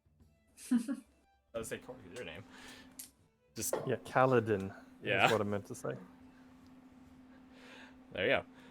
Yeah, she's just like, I want more work. I want to freaking be a pen dipping desk jockey. Yeah, drinks. Well, sorry to hear that. Everyone looks like with like a raised eyebrow, like all of you guys, like, because Abigail doesn't really know Jesse, so she's like, "Is this normal?" I just give her a subtle nod. She mouths like, "Oh." Jesse is just like her head is just pointed down at the tabletop. Just, it's had a long day. So what have you guys been up to, other than your team building? Pours more. Or is that basically it? Basically, yeah. Minor Well, other scuffle. than. Minor scuffle? Wait a minute. Oh, you mean the thing earlier today? Yep. I mean, well, first off, I'm sorry for that. I didn't even realize it would turn back on. You turn back on? I don't know. We didn't know it was going to do that. Is what I'm saying. So sorry for that. Wouldn't have handed it to you guys and told you to do that stuff if I had known. Maybe Nate knows. I don't know. Gave us a chance to work out some kinks in the old muscles. Stuck on that boat for God knows how long. Oh, yeah.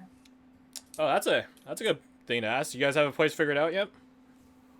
Drinks. Oh, no, I forgot about that. Well, sounds like you guys are staying at Expeditionary HQ. with all the gonna other resort to- suckers.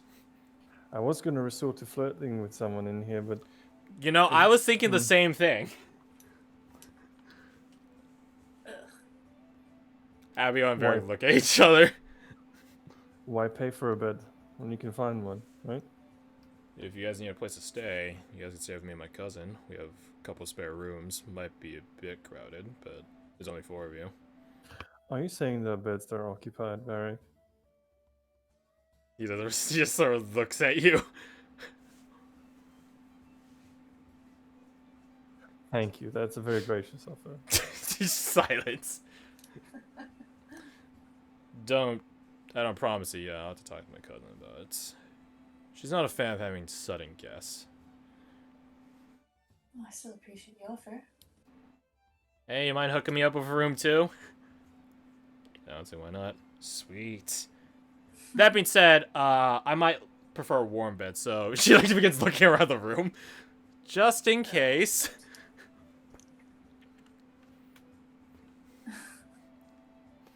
She's just sort of scanning the room. And you guys have been here for a while now. It's been like a couple hours since you guys first stepped in here. The room, how to put it, the population of it has shifted, so it's less expeditions now. It still has expeditions, don't get me wrong. I say expeditionaries, my bad. Still occupy like 50% of the room. At least in here. Outside, I don't promise anything. But as opposed to before, when you guys first stepped in here, where it was like 80%, yeah, the population has shifted a bit to either non-expeditionaries or first wave of colonists, second wave of colonists, etc., etc.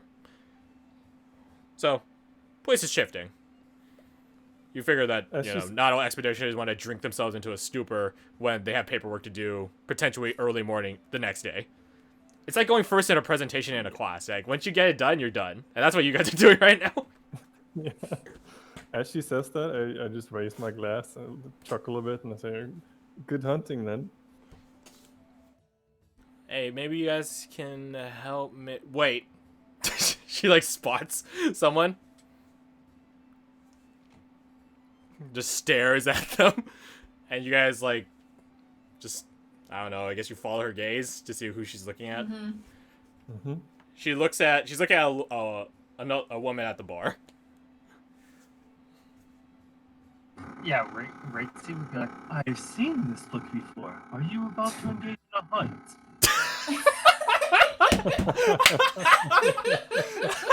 Oh, I love it.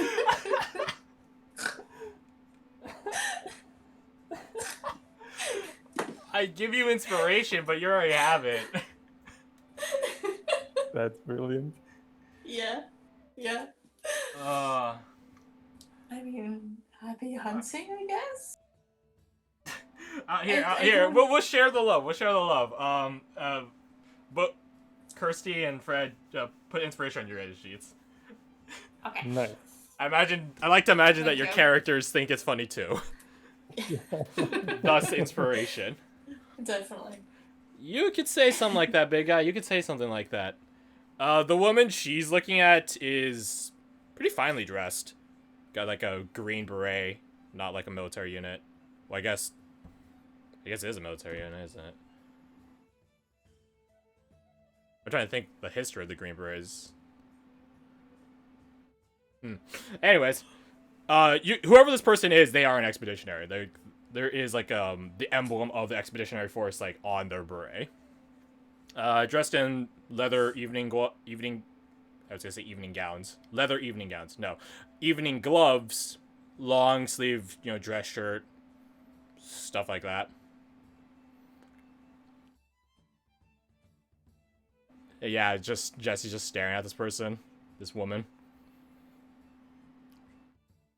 The person in question does have like a pretty straight face to them in the sense. There's so many jokes to make of that. In the sense of like, just like, sort of like you feel like very strong resting bitch face. Mm-hmm. That being said, that doesn't deter Jesse at all. You can tell. You guys all sort of look back to Jesse, away from the person. Abigail just remarks, "You have a very peculiar taste in women." Well, uniforms do have the merits. Listen, I like guys that can put my makeup on for me and girls that can kick my ass, alright? Sue me. Abigail opens her mouth to retort, but she's like, fair. And then she closes her mouth.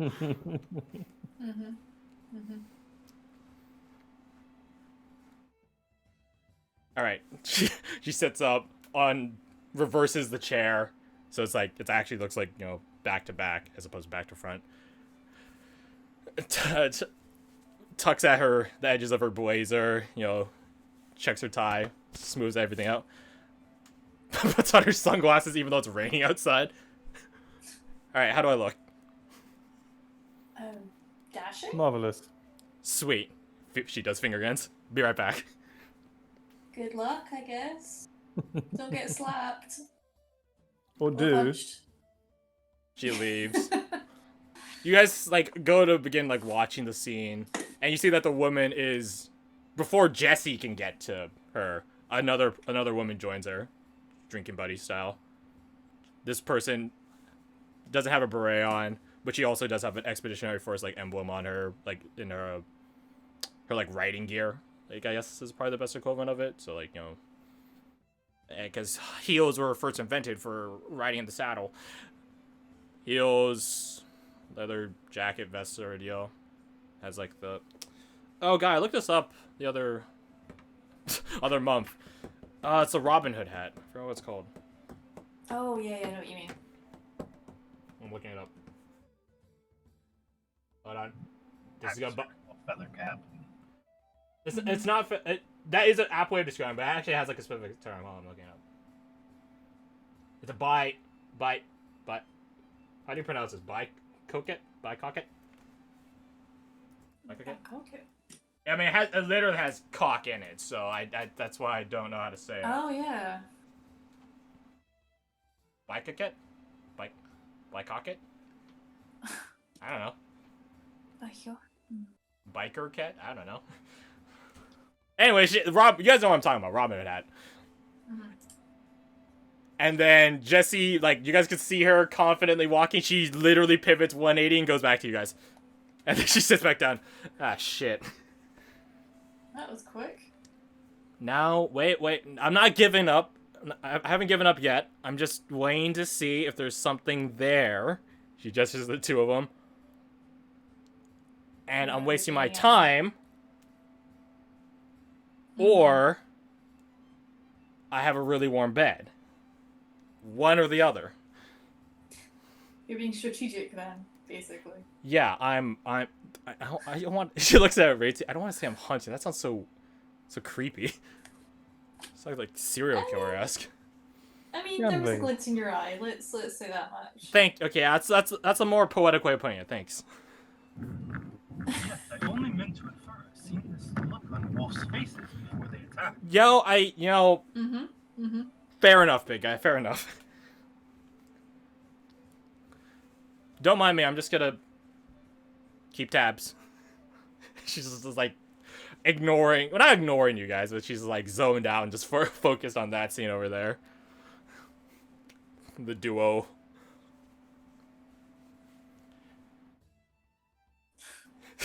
You guys are just watching her watch someone else. Or watch two other people, rather. Well, anyway. Anyways. Yeah, swiftly moving on. How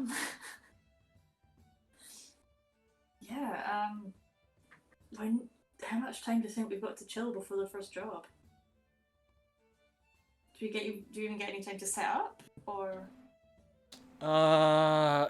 She's half focused on you, half not. I mean, I think it's gonna take a week for all the paperwork to go through for every expeditionary. Maybe a day faster. Maybe. Things went by pretty fast today, I think. Oh yeah. So, but we'll say a week. That's the estimate. And yeah, just half and half right here. Yeah.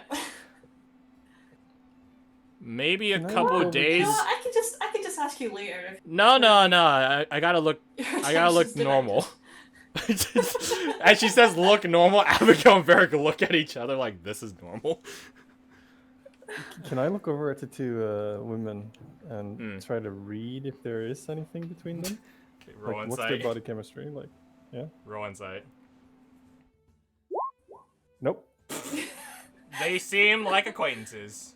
Certainly. You did so well earlier too.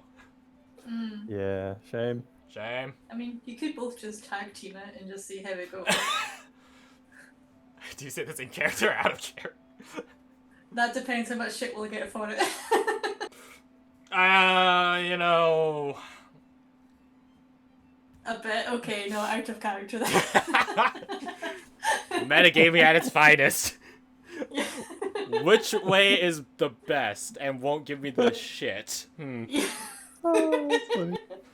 Which one won't I take the piss for? I don't know. Anyways. Mm. Which Yeah, one they was seem like everything acquaintances, to Korik. list? They seem like acquaintances. So, Mm. anyways, going back to Hard to read. I can see why they got you stumped. yeah. She like turns her attention away from them and all to like you guys as a group. She looks you guys around, up, down, all around. What do you mean read? I don't believe they're enjoying a book. Okay, one of you guys can explain it to him once I'm gone. But before we get to that, who here has experienced wingmanning? I'm sorry, what? Who here has experienced wingmanning? I am not able to fly. Okay, well that tells me she doesn't even look at Racy, she just wags a finger up. All right, that tells me all I need to know. Big guy, gotcha. Anyone else? No.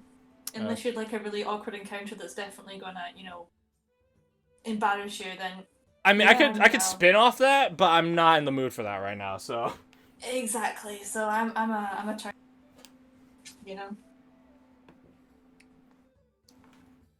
Korik is just gonna stand up and say, "I'll be right back."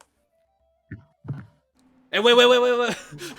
She mage hands and grabs you on the shoulder. Wait.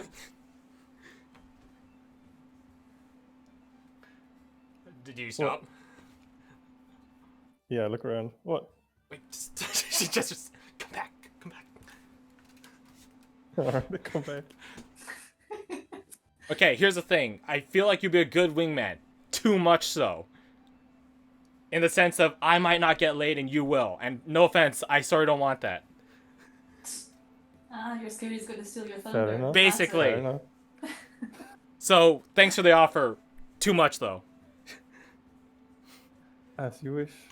Unless you can, I don't know, make yourself look more dorky really quickly. How? I mean, you don't gotta. I can just try my luck. Have at it. I mean, I don't understand why it would be an issue.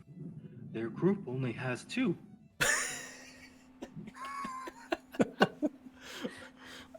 Someone explain this to him. She gets up and really picks off where she left off. Or picks up where she left off. Just walking over there. So, you guys are more acquainted. Go on, explain it to him. Everyone just gestures back and forth from you guys too. Racy.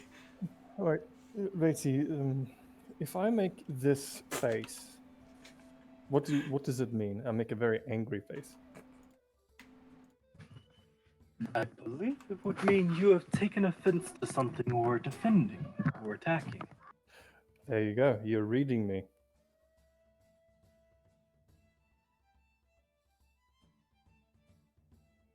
How to explain insight 101. So she wishes to attack them? What about this face? I make a sort of a very I can make this face, but I don't know how to describe it. What emotion are you trying to capture with it? We'll start with that. Like, I'll look at Flirtatious? him with a sort of glint in my eye and a half-cocked smile and a sort of eyebrow slightly raised.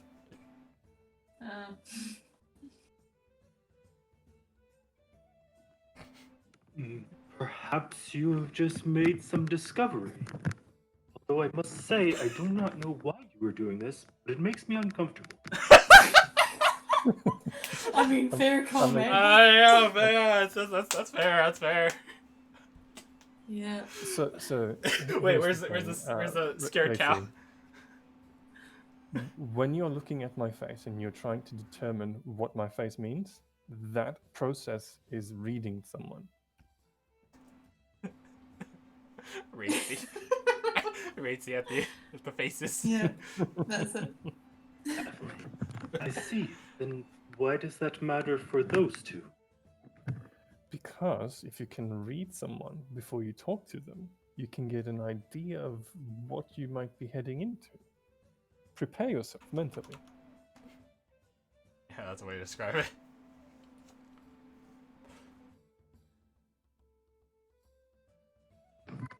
I see. So she wishes to prepare herself mentally to join their party. You could say that, yes. Yeah, that's. She's gonna try at least. She's gonna try. I mean, Godspeed, I guess. No, I imagine it's only going to be an attempt. Oh, I see. Then I applaud her for both being in charge of these operations and finding a team of her own. Kind of I think you what can she's see, looking like, for here is more of a temporary allegiance. I believe short-term so. So, to make this clear, she like Abigail throws her thumb over like the general direction of the duo, now trio of people, of women. She's basically going to be in charge of us, or at least of you all. By the sounds of it, yes. Oh yeah. Then I imagine that team, she does air quotations, will be more than temporary. Don't say that. Varric is just like drinking. Abigail just smirks even wider at Varric's lament. Please don't say that. I'll lean over a little bit and look at Racy, and I'll just sort of like not in whispering, but hushed a little bit. I'll just say, she's looking for some pleasure for the night and a warm bed. Does that make sense?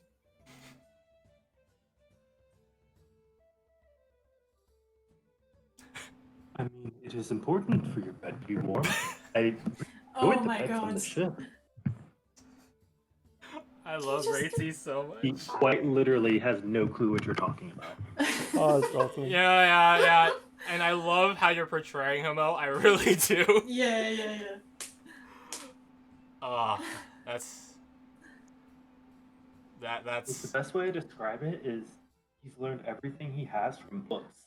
So there are some tricks like, how do you know that? And others like, why don't you know? Yeah, it's awesome. he learned Um, all of the knowledge he has from books. It's a shame he didn't have access to the library. You know, like a cuddle and a snuggle, a few stolen kisses, that sort of thing.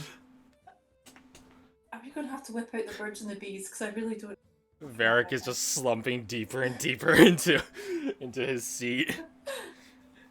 He gets a tighter and tighter grip on his flagon. Meanwhile, Abigail is just smiling wider and wider.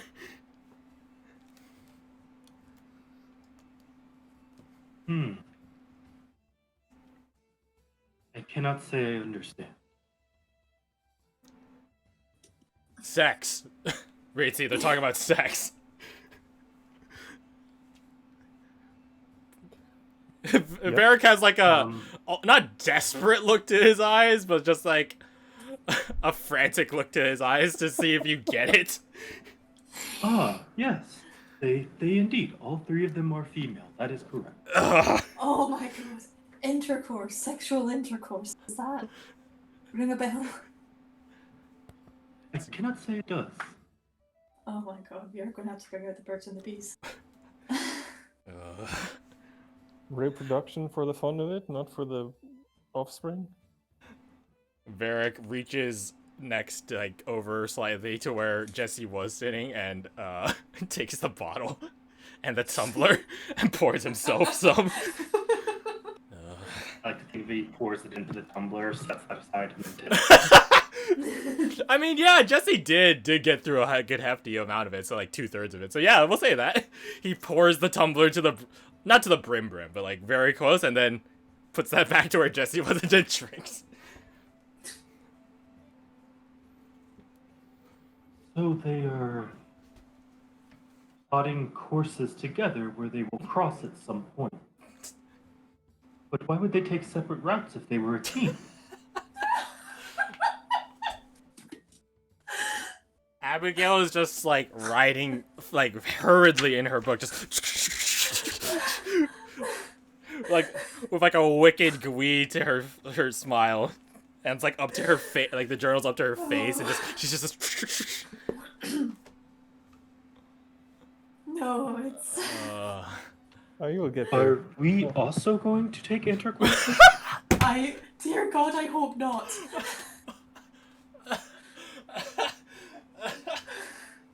Oh my god. Oh my god, I'm dying. Ooh. That's great. I don't know how to continue. I don't either. All right, so here, how about this? Like 30 minutes pass. And we'll literally progress it. 30 minutes like, pass.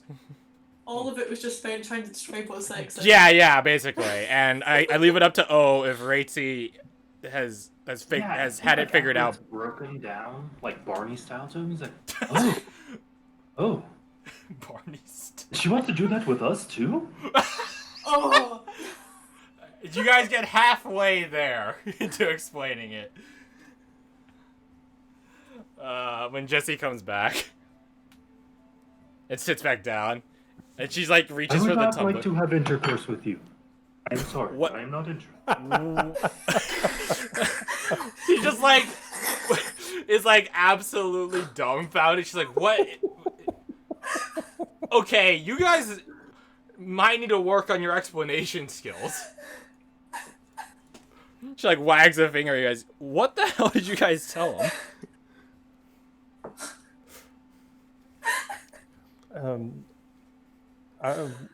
Korik will quote Racy and say, in response to, "Do you know what sex is?" Yes, they all are all women. I can remember exactly what those said, but I'll just quote that. Oh God, he's really big guy. Man. Did you guys get through the birds and the bees at least? Yes, they made it somewhat clear to me, and I am not interested at this time, though I appreciate. It's okay. Okay. You guys are probably amongst the few groups in the colonies that I am like specifically told no for. So don't worry about it. That's that emotional distancing Nate was telling me about. So, don't get me wrong, some of you guys are cute. She does finger guns. That being said, I was literally told not to, so no. Kaladin always told me, "Don't shit where you eat, Korik. It's gonna bite you in the ass." There's a joke I can make about living shit and that biting you in the ass, but I'm not going to. Being bitten is not so bad. Okay, touche. Also, what the hell happened to my whiskey? She's like, it's just the empty bottle and then the filled tumbler. You guys, I mean, I don't mind. I'm just wondering. Abigail just looks plainly at Varric. I believe he's the culprit. You having a bad day too? I am now. I believe the explaining required a bit of lubricant. That did not help, but no, that's not why.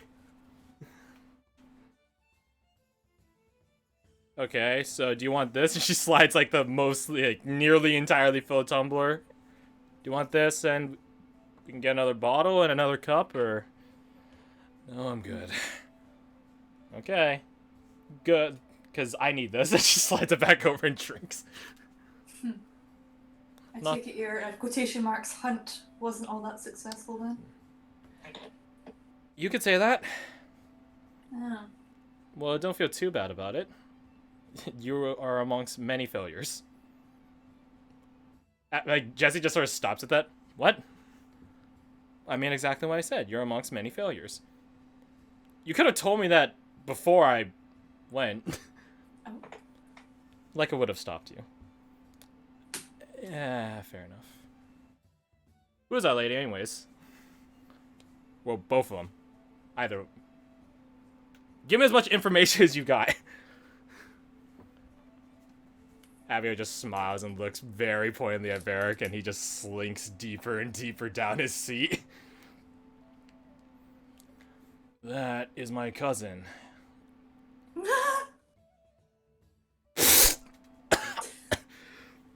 That's the commander! Yeah. I told you would have a longer than just simply temporary bond with them. Well played. You could have told me that before. But it was so fun to watch you fail. That's fucked up. And very funny. Jesse slides the tumbler over to Varric. Yeah, take that. You're gonna need it. I'm getting another bottle. Be right back. She goes back to the bar, which is where Lena and the other lady are at. Just at a different part of the bar. Varric sits up. So anyways, that's my cousin. She's the commander of the force. She's our boss. Well, I don't know about your guys' spy work or whatever, but officially, she's our boss. And it's her I have to ask if it's okay for you guys to stay at our place. And boy, is it gonna be fucking awkward since one person included in that party just tried to stay in a different bed in that house. Yeah. Be right back. He gets up and walks over. As he's like 5 paces away, and Abigail just waits until he's like roughly out of earshot. Keeping in mind the noise, the rumble of the room. And when she just looks at you guys. That was grand. You, dear Miss Scholar, are quite skilled at that. Well played. She just flourishes her hair. Thank you. Remind me not to piss you off. Hopefully I won't need to remind you of it. Jesse sits back down with another bottle of whiskey and a little ice bucket and another tumbler.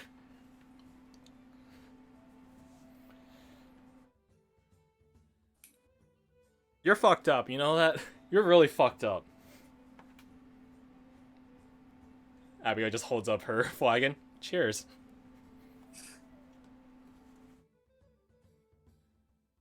Varric comes back. Okay, you guys can stay. I didn't mention. Huh? Oh, right. I'll be covered the whole time? You're not gonna try to find someone else?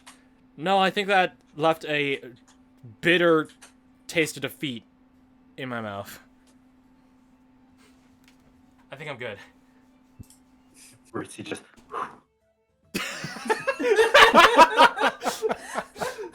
Oh, that is so beautiful. I Yeah, love you guys it. can hear the armor just the breath get loud. Oh, come on, give me some credit. She just drops her head on the tabletop. You guys could hear her horns just like tap onto the table. This sucks. It's the first day too. Well, I suppose you.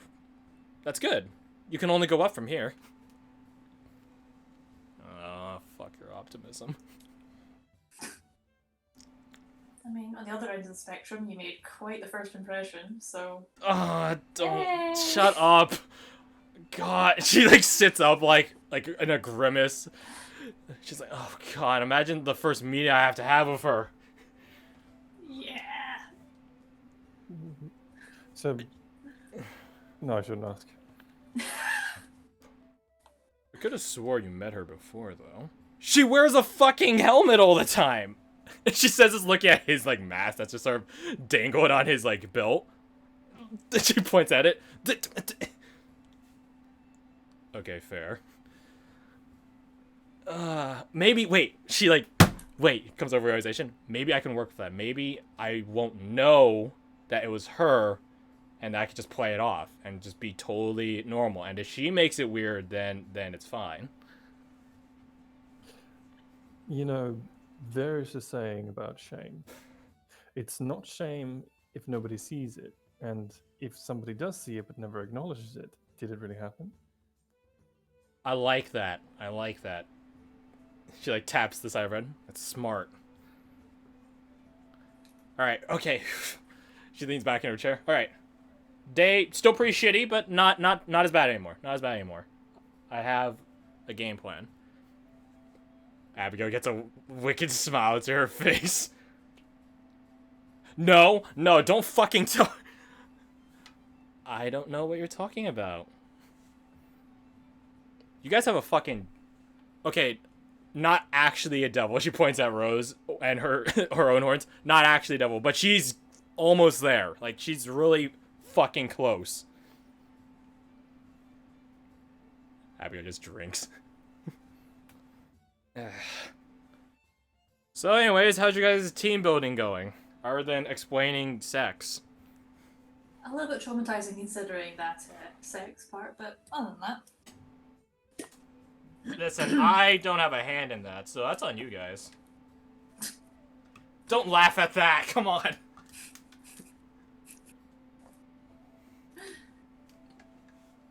What? I'm starting to question Nate's picks.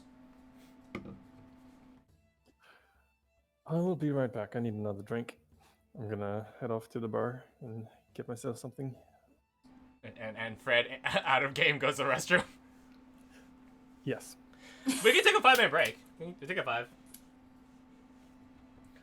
We will take a 5-minute break, and I will stop Yeah, the that's fine. recording.